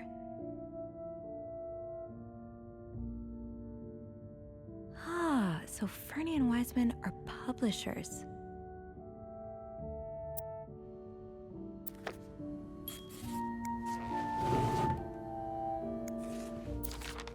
So a husband can abuse his wife and just get away with it?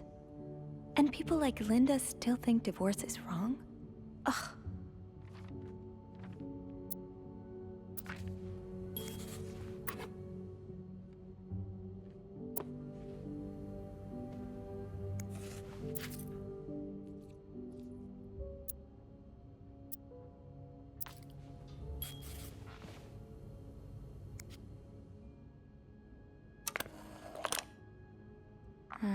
I'll need another key to unlock this. Haven't I seen one just like this somewhere? That key looks so familiar. Why do I associate it with room 505?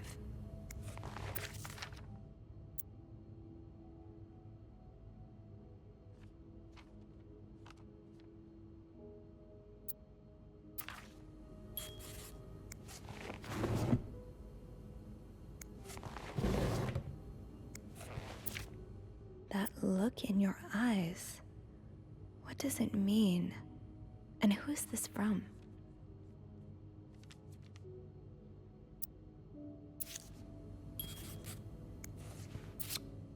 Aw, that's so sweet. I didn't do much, but I'm glad it meant something to you.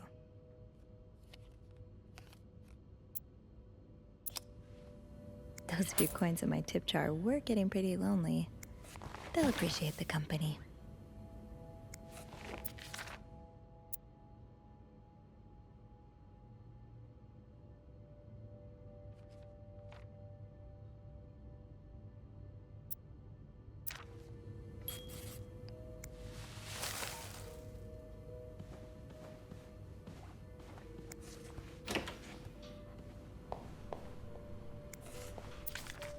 He's all but outright threatening you. Oh, I hope you can stay as far away from him as possible.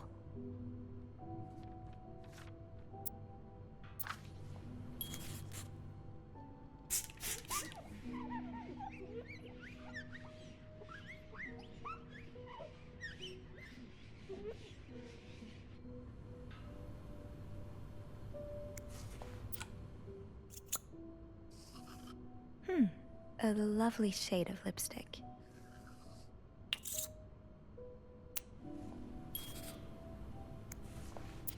Looks like someone grew tired of looking at your face, Mr. Beaumont.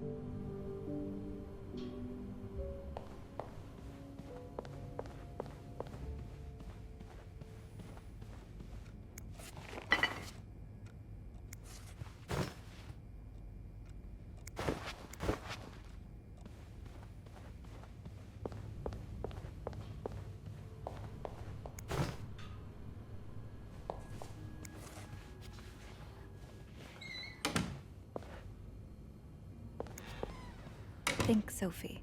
Where have you seen a key like that one before? In a safe?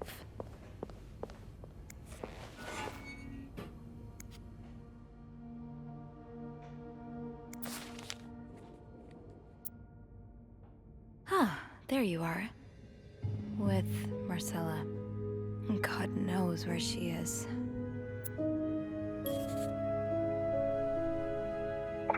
Clarington Hotel reception desk, Beth speaking. Hey, Beth. Bean, I've been meaning to speak with you. Oh, about what? Well, a little birdie told me Mr. Morgan and Mr. Cruz had an argument yesterday evening. Really? Who's your little birdie? Jacques. Apparently it got so heated he had to get involved. And listen to this. It sounds like we were on the right track, 'cause he heard a particular word thrown around quite a lot. Wanna guess what it is? Affair? Bingo.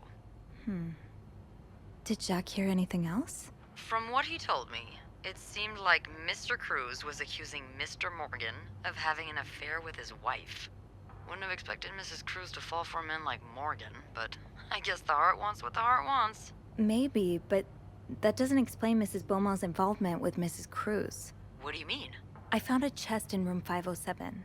I think it can only be opened by turning 2 keys at once. I found one of them in Mrs. Beaumont's things. Oh, and the other one? Well, I remembered seeing a similar key in one of Mr. Morgan's stalking pictures, so I went back to check. Mrs. Cruz wears it as a pendant. It looks identical to Mrs. Beaumont's key. Wait, so Mrs. Beaumont and Mrs. Cruz own identical keys that are both needed to open a mysterious chest? Yeah, there's definitely something going on here.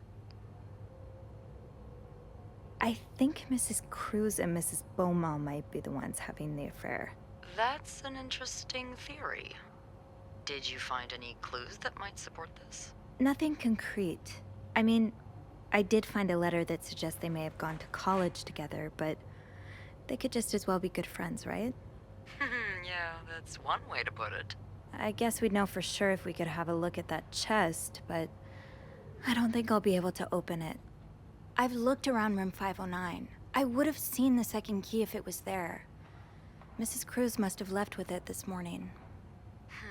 Yeah. We were so close. I can't believe it all ends here. Well, hold on. I may have an idea. Get me a candle and some plaster, and maybe I can do something about that pesky chest. How? I'll tell you later. Just find me those things, and I'll meet you in the basement as soon as I manage to leave my post. All right.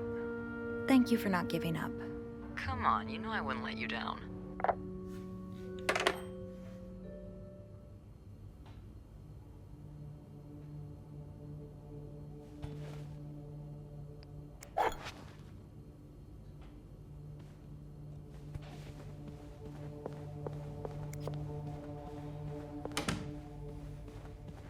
Plaster and candles. Well, half the hotel's under renovation. I should be able to find plaster somewhere around here.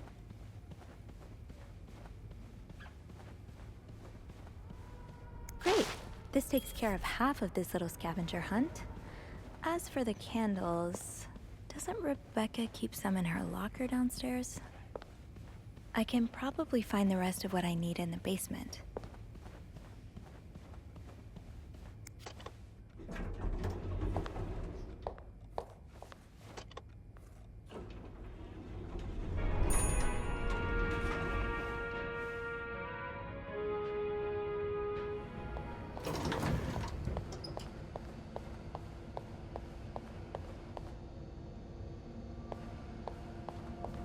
Candles, candles, candles. I think Rebecca keeps a stash of them, but where? Wait, is this you, Beth? What on earth led to this picture being taken? Is that a live alligator? I think I'd die on the spot. Are you looking to buy land? I know you grew up on a farm. Maybe you're looking to get back to nature.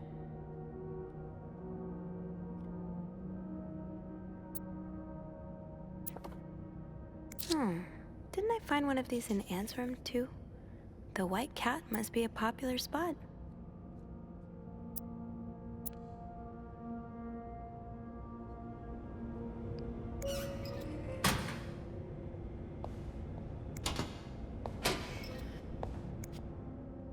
All right, we're getting somewhere. Now, to resist the temptation to spend it on a burger at Harry's.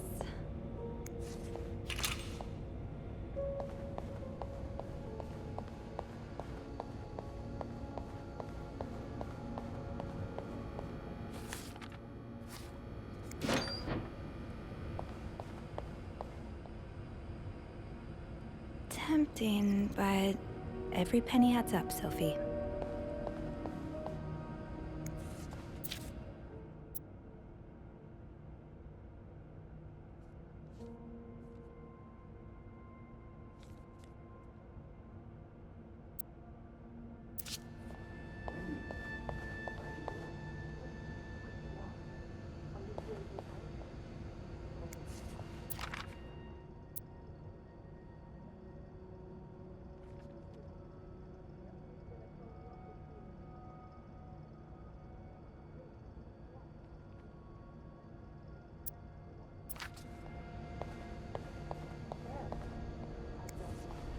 This is probably Beth's latest project. It's really cool how she has an eye for this kind of thing.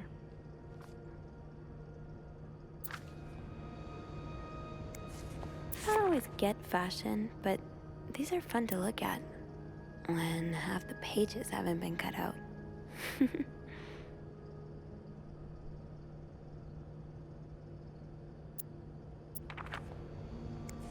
Don't worry, gossiper. I'm coming back to you. I still haven't learned all of Gracie Jones' secrets.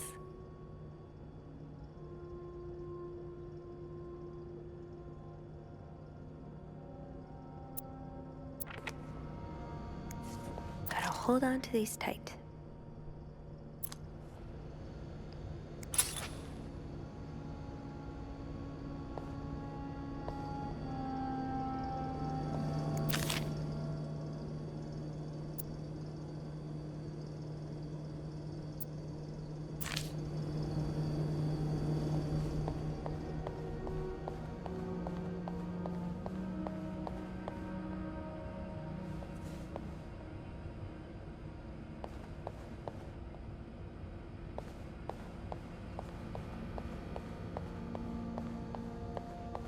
I should start by checking out Rebecca's locker.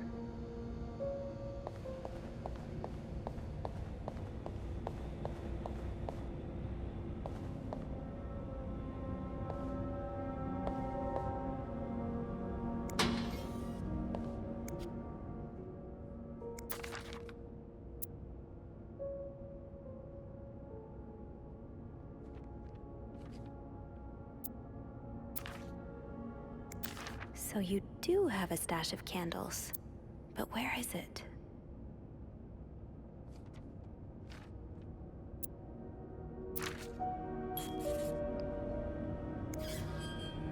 Maybe Bobby took some candles from Rebecca already.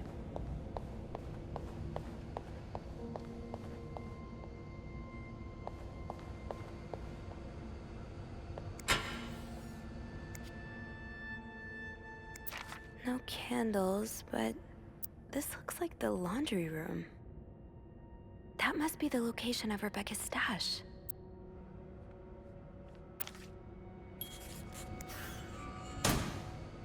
It would make sense for Rebecca to keep her candles by her workstation.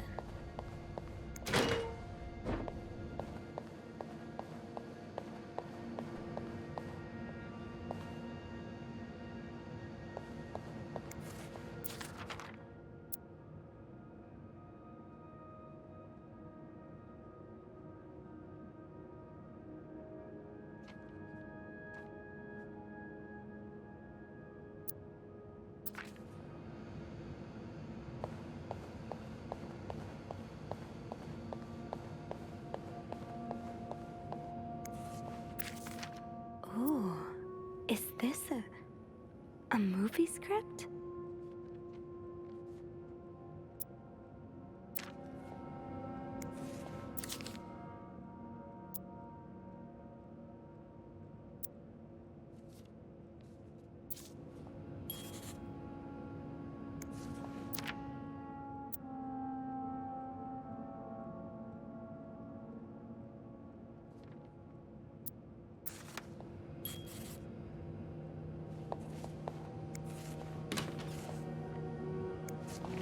trash uncovered.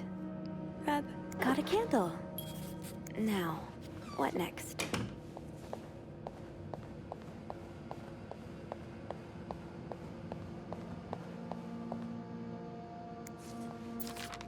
Mr. VIP is really getting to Bobby.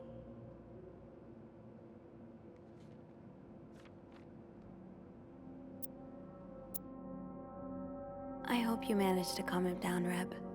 The last thing the Clarington needs today is a murdered guest.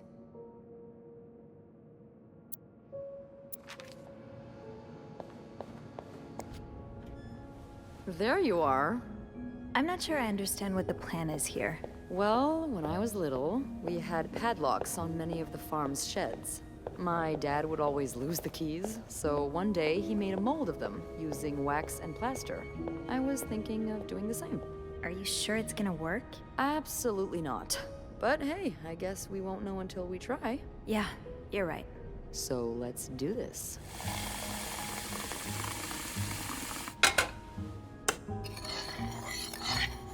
Okay, to start, we need to pour the wax from the pot.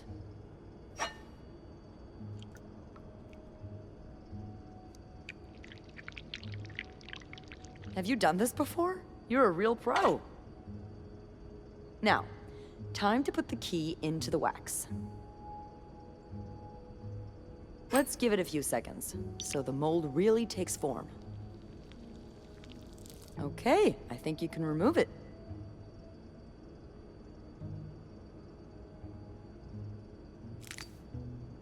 Well, we're almost there.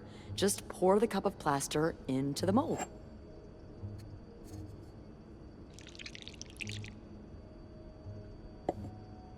All right. Now we wait for it to dry. How long do you think it's gonna take? I don't know.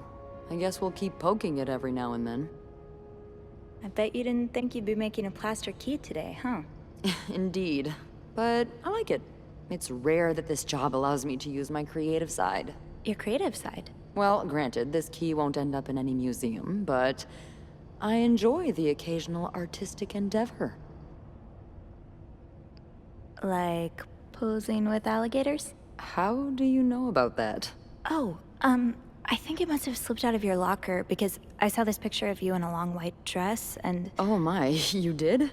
What did you think of it? I loved it, actually. It was unique, I guess. Artistic? Yeah. Those pictures were taken by a very close friend of mine a few years back. Ziva Rivers was her name. Earth-shattering talent, but a bit too controversial for most people's sensibilities. Oh. Are you still friends? No. We went our separate ways. It's a shame. She really captured me. My essence. Your essence is to tame alligators? My essence is to fear nothing. Except for mice. I'm just kidding. I wish I was as fearless as you are. I'm sure under that sweet exterior, you're pretty fearless too. Haven't you ever done something really scary? I mean, other than snooping on a potential creep. Does sailing count? Excuse me? You sail? On a boat? I used to, with my grandpa. But when he died, we had to sell the boat to pay off his debts. Oh, that's too bad. I would have loved to go with you.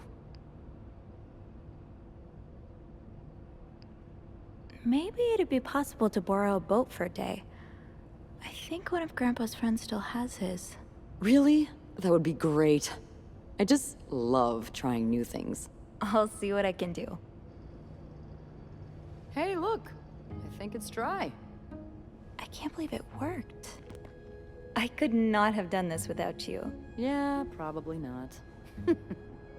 Well, I should get back upstairs before Bernard notices my absence, if he hasn't already. Let me know how it goes with the key. Oh, and be careful while turning it, okay? You wouldn't want it to break inside the lock. Yeah, I'll be careful. Thank you for everything. No problem.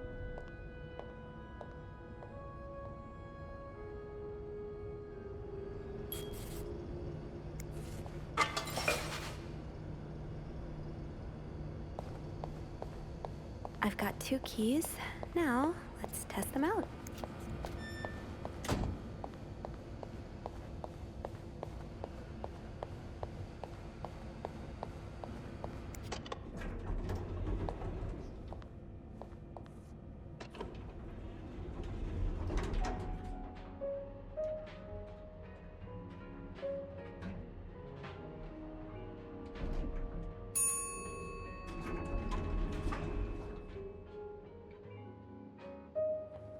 Back to 507 to try this key double.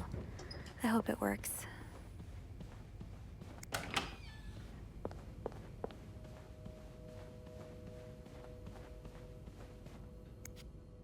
Be careful, Sophie.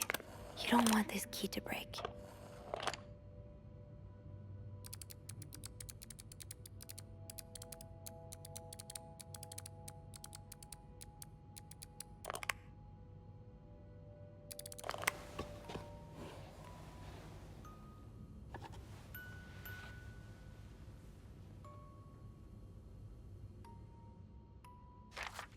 Unlike my favorite bar, this one was black.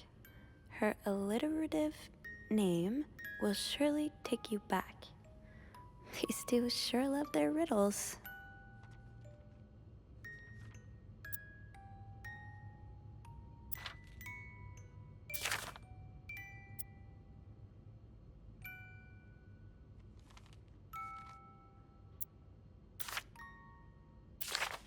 Huh. Marcella invited you to the movies. Let me guess. You said yes.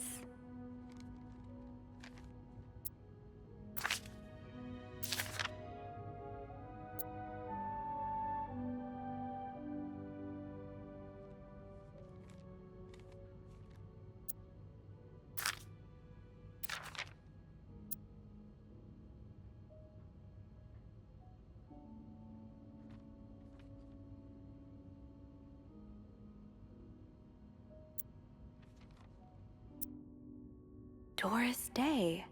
That's an alliteration, isn't it? Doris. I-S.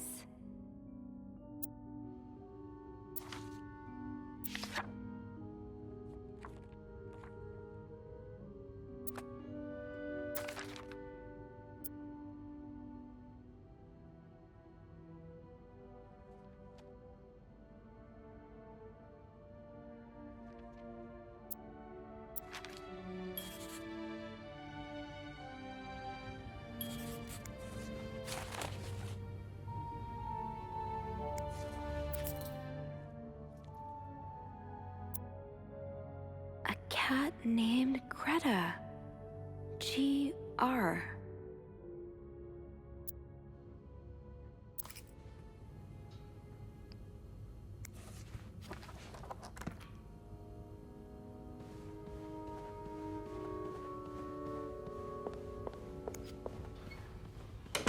So GR from Greta and IS from Doris. Gree? Could that be the code for the case on the bed in 509? It's worth a try.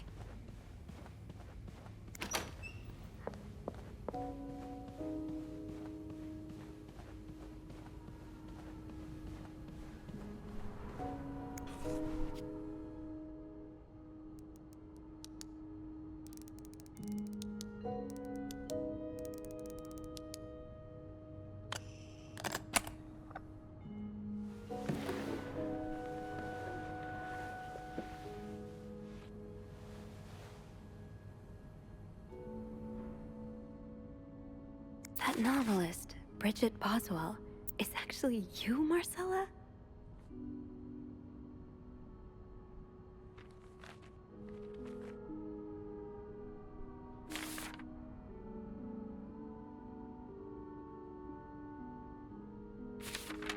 Oh, Anne. Murder might be a bit much, but you deserve some kind of justice.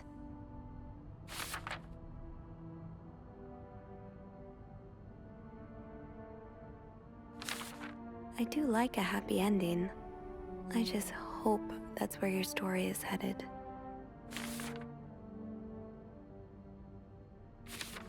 Oh, so you came to Montreal under the pretense of celebrating your wedding anniversary, But all along, you meant to reunite with Anne.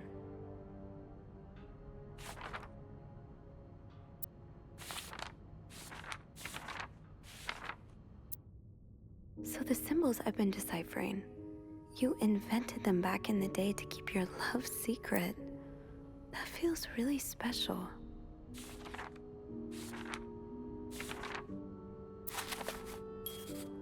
After all this, turns out you're a fan of Bridget? Of Marcella?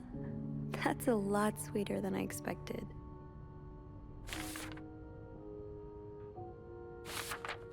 I'm glad you were able to open up to Marcella like this.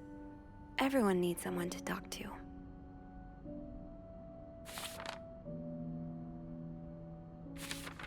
An advance on my salary. So Marcella hired you.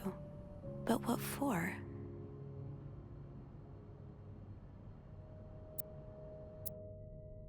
Oh, Lindsay's a man. Yeah, I guess it was presumptuous of me to think otherwise.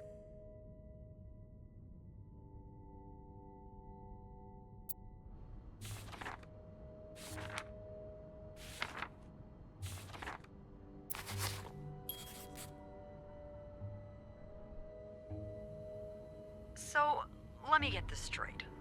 Mrs. Beaumont and Mrs. Cruz are some kind of star-crossed lovers? Seems like it, yeah. But I'm not sure whether they chose to meet here just to reconnect for a few days, or if there's something more to it.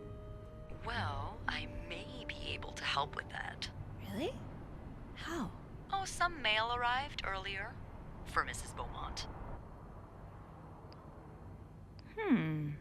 I wonder what's in it. We could open it. I mean, that's kinda illegal. Oh, is it? Yeah, I think it is. Well, too late. I've always known I would end up in prison one day. So? It's 3 train tickets. And, there's a tourism pamphlet for California. California. Well, it makes sense. It's much more progressive there than it is here. So, Anna and Marcella want to go there to live their love freely. Anne and Marcella, huh? You 3 are best pals now? Well, after reading so much of their correspondence, I kind of feel like I know them, you know? Yeah. But what about Mr. Morgan, though? I mean, Paul. How does he fit into all of this? I think Marcella hired him. I found some letters Paul wrote to her. He said that her proposition took him by surprise, and that he'd need an advance on his salary. What did she hire him for?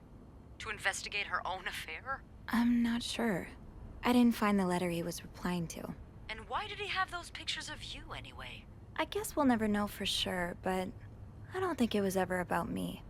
It's always been about Anne and Marcella. Exactly. Well, it feels a tad anticlimactic, but who needs drama, right? At least it made our day pretty interesting. It sure did. You know, after today, I think I get why you're so interested in the lives our guests lead. I try to forget they exist as soon as I'm done interacting with them. But once in a while, it's nice to remember that, well, even the most put-together person could be an absolute mess on the other side of the door.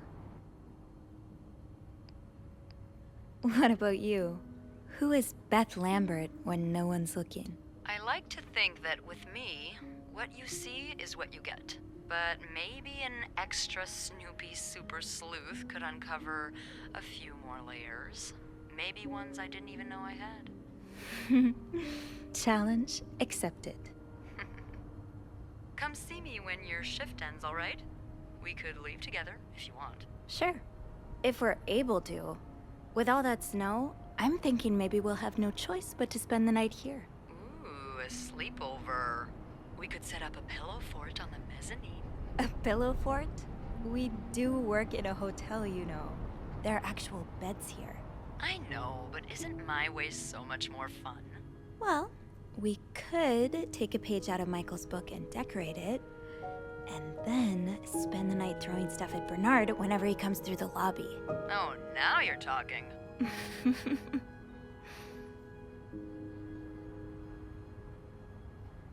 I just have to finish my tasks for the day, and then I can leave.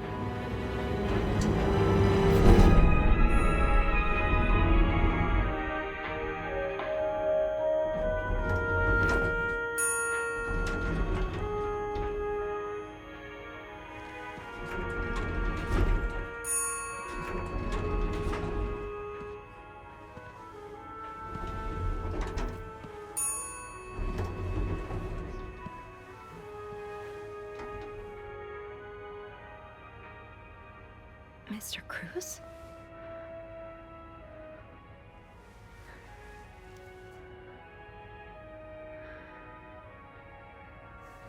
Mr. Cruz. Oh God. Oh God. What happened? Mr. Cruz's life insurance policy. Why did he have this on him?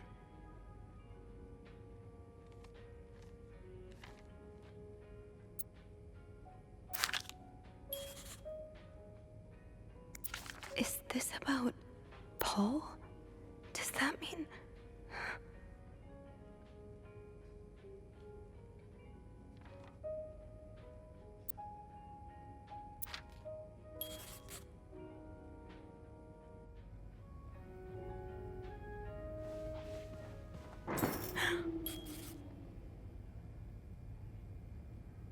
I have to get the power back on.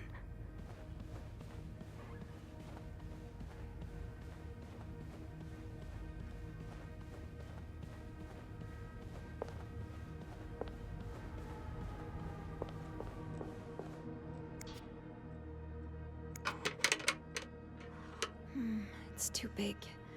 I guess I'll need something pointier. Might need this to restore power.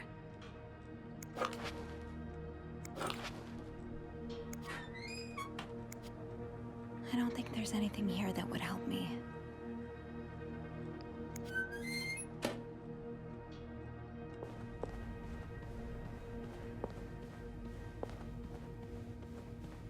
Think, Sophie, think. What can you use to open the fuse box?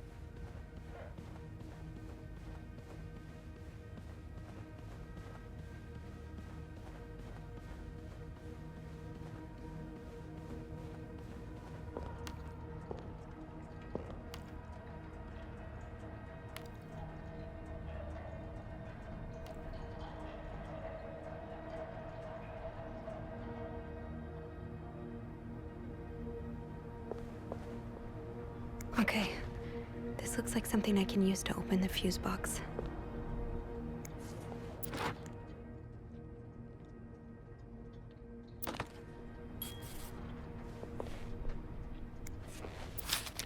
Poor Paul. Lindsay's death really hit him hard. He hasn't been in the best headspace.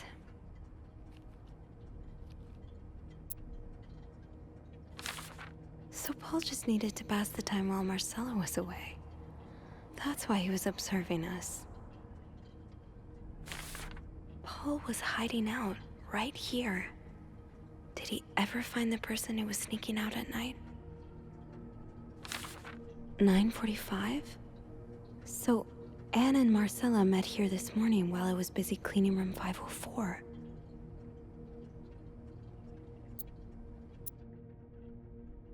Looks like Paul had to stop writing in a hurry. What happened? I was listening to the radio at the time.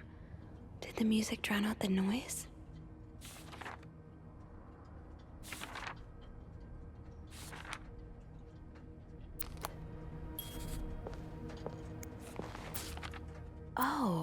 So Paul's work with Marcella was to follow her around like a private investigator, to help her with research for her novel.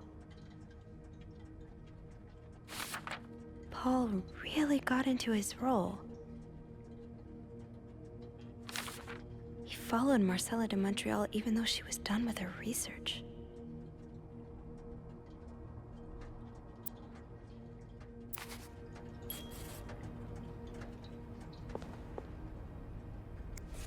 These look like Marcella's pearls. What happened here?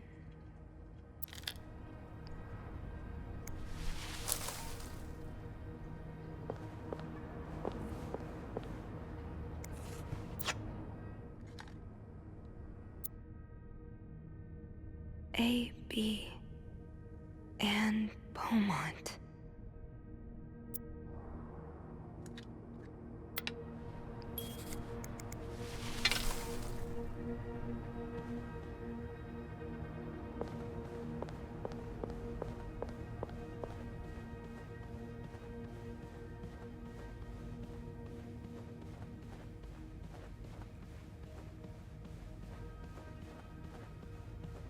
The fuse box.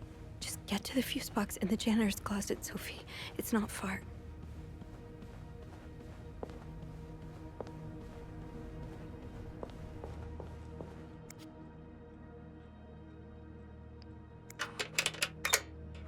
That worked, thank God. Now, to get the power back. Eugene, what I would give to have you with me right now. Your note will have to make do. How did this end up here?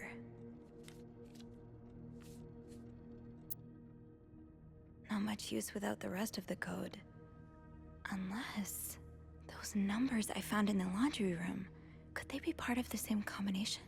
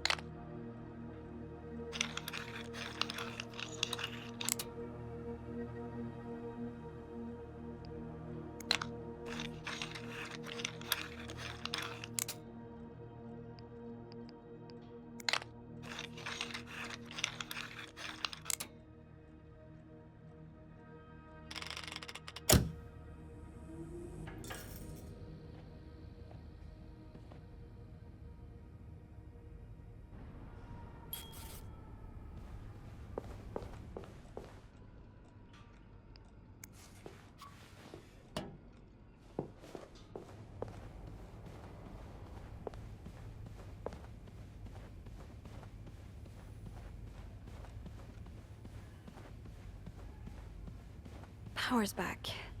Now, I should go down to the lobby. Call the police.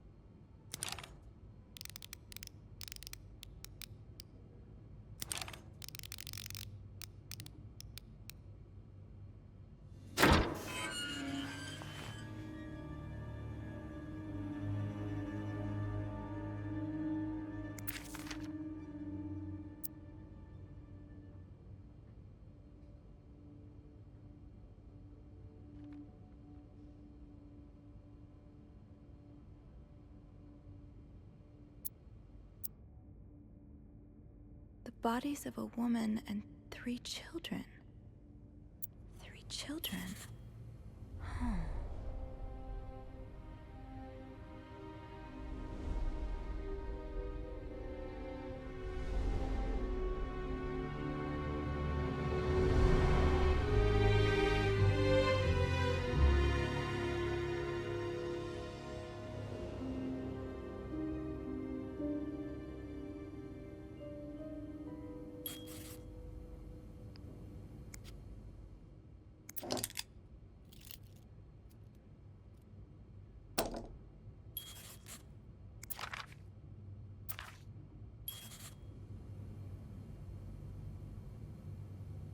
I have to contact the police.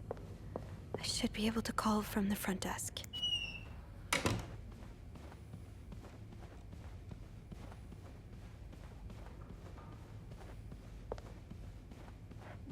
Is there anything I've forgotten? Once I leave this floor, I probably won't be able to come back.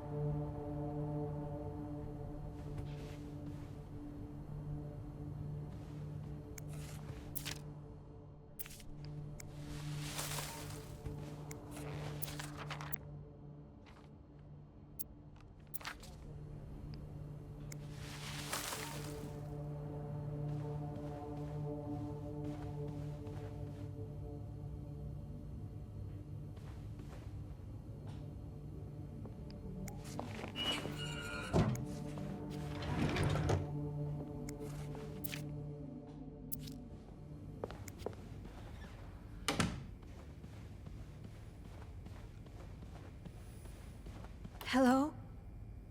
Is anyone in? Hello? I need help. Hello? Is anyone in?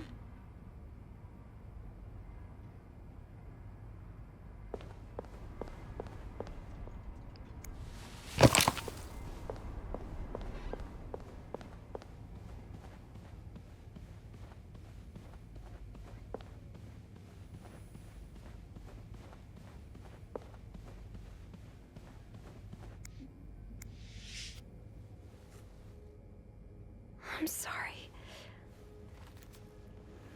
I'm sorry. I'm so sorry.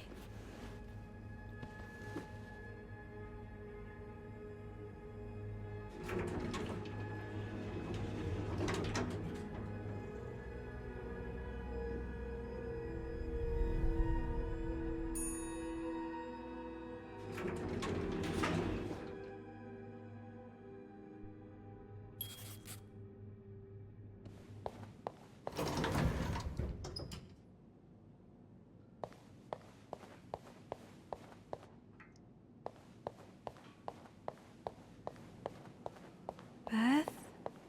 Where is everyone?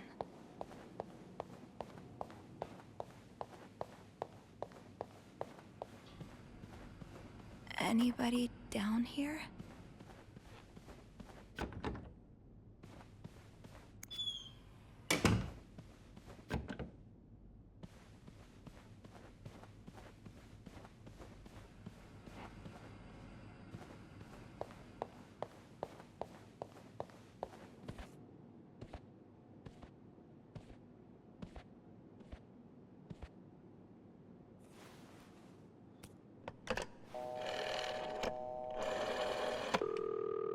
Montreal Police Service, Station 22. There's a man dead. He's been murdered. I need the police. Please stay calm, Pam. Where are you right now? The lobby, but the body, it's upstairs. Can you give me the address, please? Oh, 1178 Drummond Street. All right, ma'am. Officers are on their way. Thank you.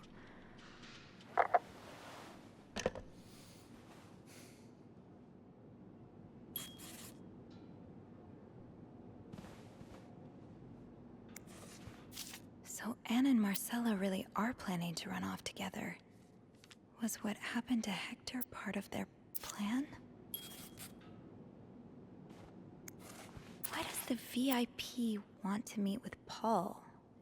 Maybe he fell for his role-playing and wants to hire him as a private investigator. Bernard really wants Paul out of the hotel. Okay, I can see how this could make Paul look bad. But it's obvious Bernard cares more about the hotel's reputation than the guests' well-being.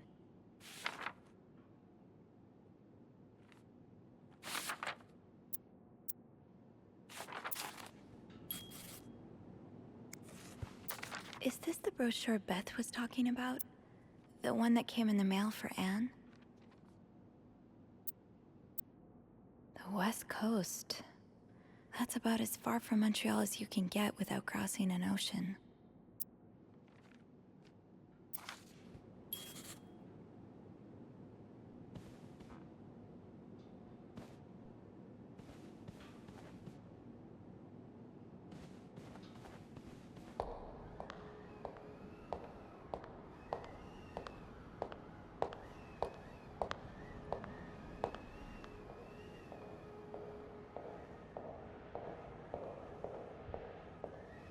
Oh, hey you. Great timing, right? I'm thinking if we're lucky, Bernard will let us go home. No point in working in the dark. Sophie? Bean, you're not scared of the dark, are you? Hey, is everything okay? I found Mr. Cruz. Hector. Oh, you did? What was the bloke up to? You don't understand. I found his body. He's dead, Beth. Oh, merde. Merde. Sit down, okay? You look like you're about to faint.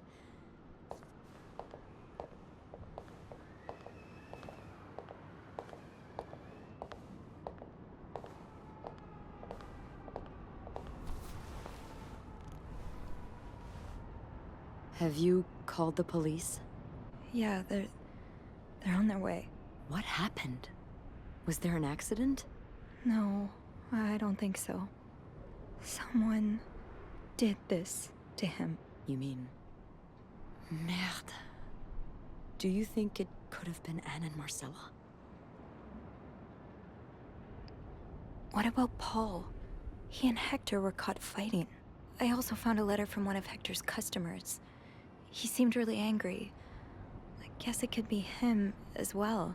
The cops will want to talk to you. Know what you've seen. You need to be careful about what you tell them. If word of Anne and Marcella's affair gets out, they may put a label on them that will really hurt them. It might not even matter in the end if they did it or not. I think I know what you mean. It's easier to put the blame on people who are different from you, even if you're wrong. I'm glad you can see that. It makes the world a little safer to have people like you in it. You know, I was barely 20 when I was shoved into a police car for just hanging out with people who made me feel like I wasn't so messed up after all. What? Where did that happen?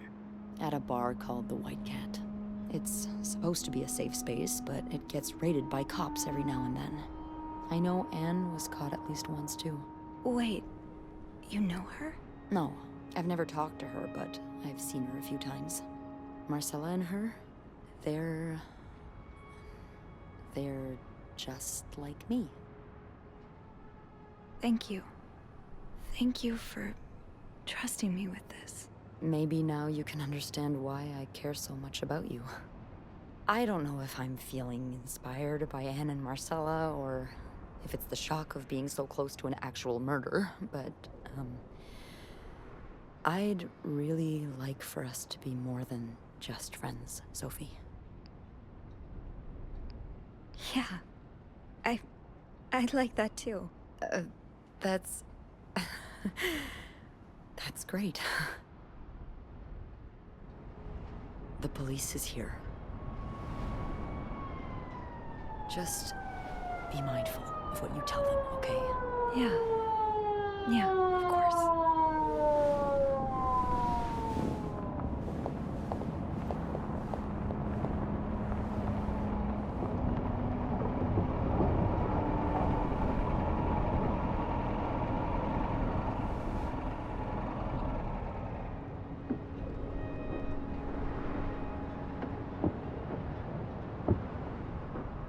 Miss Roy?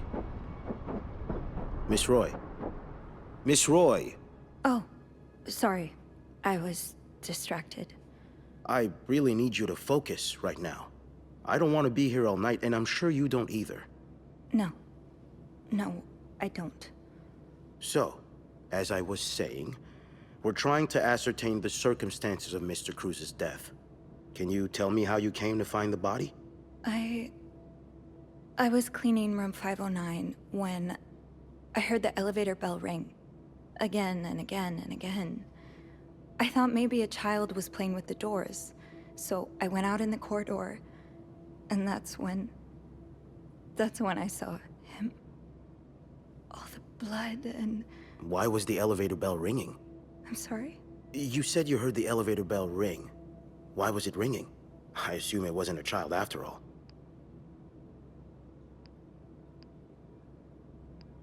I'm not sure. I guess the doors must have malfunctioned. A malfunction? Is that something that happens often? Quite often, yeah. Eugene, that's our maintenance guy. He has to repair the elevator at least twice a month. We also have a lot of problems with the electricity and the plumbing. It's an old building, you know? So I've heard. What did you do when you found the body? I checked if he was still alive. How? I tried to find his pulse, but there wasn't one. Did you move the body at all? Move the... What do you mean? We've found evidence that the body first fell inside the elevator, but was then moved out of it.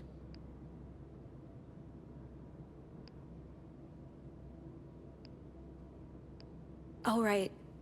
Yes, I must have moved him a bit to check his pulse. Ah, that explains it then. What did you do after that? Well, that's when the power cut. So I had to go to the janitor's closet. To access the fuse box. Exactly. I changed a few fuses and turned the power back on. But there's a lock on that box, isn't there? Did you have the key? No, I didn't. Only Eugene does. But the box wasn't locked. That was lucky. Yes. Very. Did you go near the ice machine at any point today? No. Are you sure? Yes, I am. So, what did you do after restoring the power? I took the elevator down to the lobby.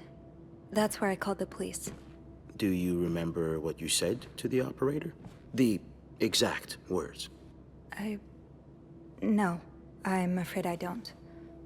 You said, there's a man dead. He's been murdered. That's possible. What makes you so sure it was murder?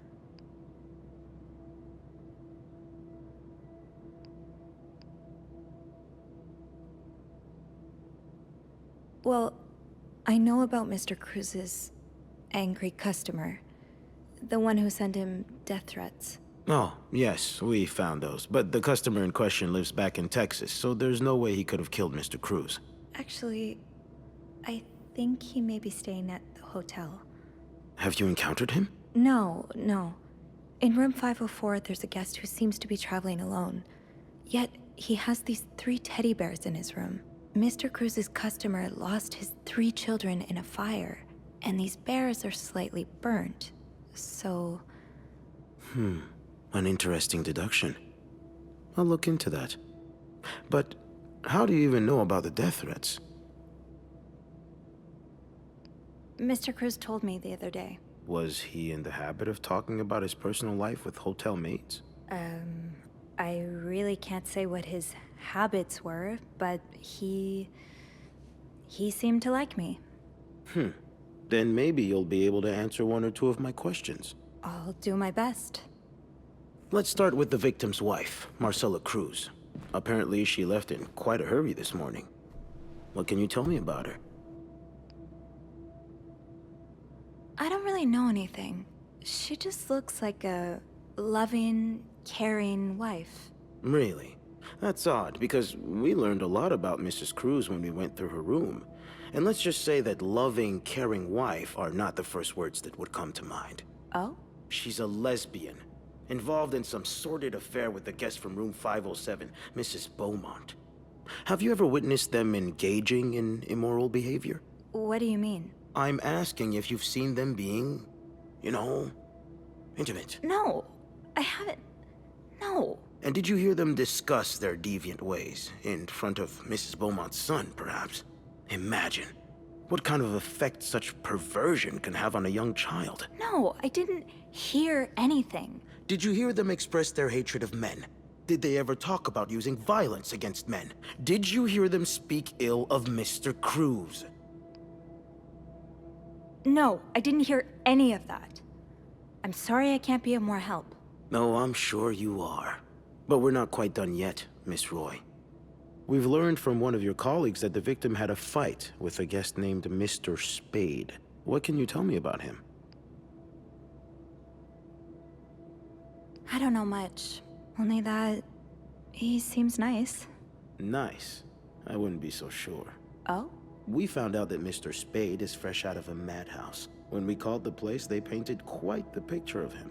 Did you ever see him display odd behavior in or around the hotel? No. I mean, we've all got our little quirks, don't we? Did he seem obsessed with Mrs. Cruz? A little, maybe, but... Obsessed enough to kill her husband? No, nothing like that. We all have our obsessions. Me, for instance. I'm obsessed with celebrities and gossip magazines, and... You don't seem to understand, Miss Roy. Mr. Spade is not like you and me. He may look like us, but he's not. He's dangerous and needs to be taken off the streets. So tell me, did you ever see him be violent or aggressive? No, I didn't. All right, then. Can I leave now? Yes, you can. Thank you for your cooperation, Miss Roy. We'll be in touch if we have any more questions.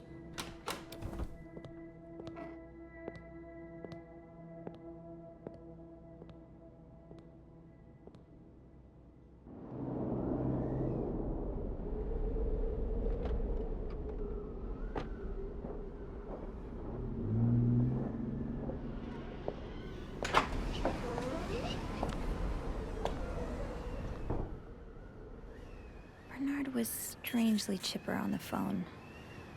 That can't be a good sign. I guess I'll know soon enough.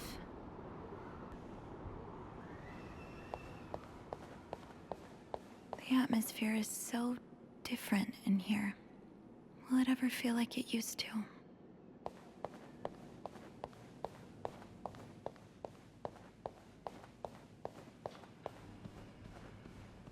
Ugh, go to hell. Beth, Hey, are you okay? I'm out of a job. But other than that, yeah, everything's just peachy. What?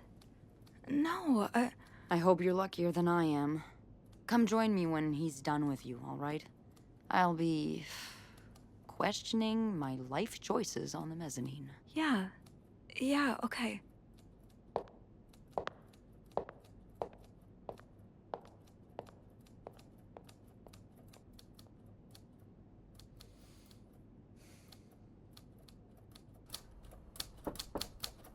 Ah, Miss Roy. Come in.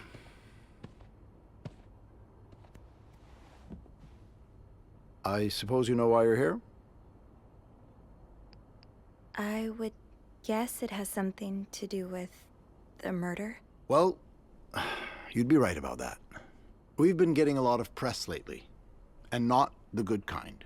I wouldn't expect you to understand the position I'm in, but I assure you, it's quite uncomfortable. To have one's life's work blown away like that. All thanks to some sexual deviance and a nut job. It's obvious to me now that I haven't been firm enough.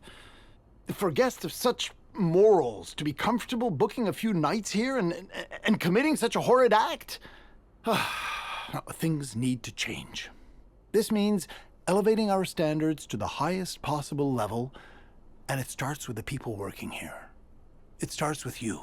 With me? Yes. From what I've heard, you've been quite the exemplary maid lately. Clean rooms, satisfied guests. I take my job very seriously, sir. As you should. We'll see for the future, but for now, you'll be allowed to continue working here. Thank you.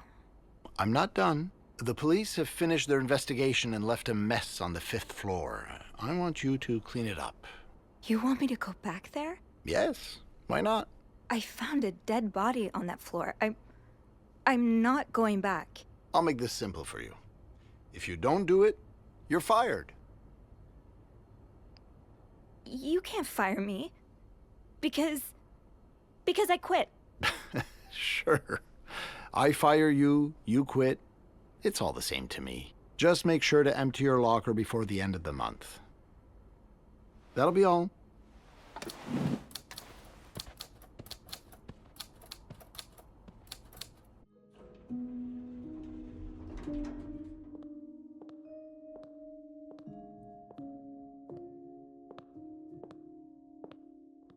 Hey. Hey. What a week. Yeah. So, what did Bernard want with you? Well, he was being kind of a jerk, so I quit. You what? I quit. I figured there was no point in staying if you were leaving. I appreciate the solidarity, but you really didn't have to do that. I think it's for the best. Did Bernard say why he was firing you? Ugh. He was going on and on about keeping deviants out of the hotel, so I may have lost my cool a little. A little? I told him I was one of those deviants he was so afraid of. He froze for a moment, then showed me the door. So, what's next for you? I think I'm done working under Bernard's or Linda's. Maybe it's time I become my own Bernard. Minus the fascism, of course. I could see myself owning my own establishment. one that caters to the right kind of crowd. Believe it or not, I do enjoy the company of people, just not, the stuck-up, entitled clientele of this prestigious hotel. But maybe if I were behind the counter of, say, a bar instead of a reception desk. I don't know.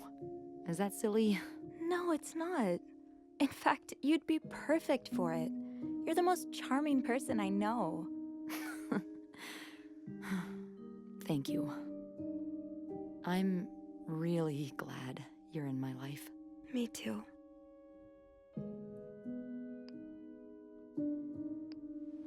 Can I, Kiss me? yes. I thought you'd never ask.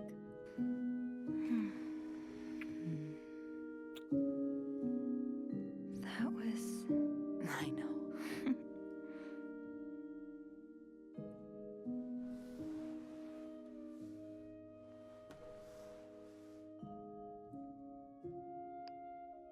I've been thinking about Anne and Marcella a lot.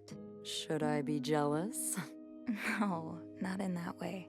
I've been thinking about what they went through. How they had to lie and pretend, day after day. How they had to live someone else's life for 10 years before they could finally be with each other. I don't think I could do that. Well, I have good news for you, Bean. Times are changing. It's already started elsewhere, and it will get here eventually. One day, all the Annes and Marcellas of the world will live happily together, and no one will give a damn. I really hope that's true. It will be.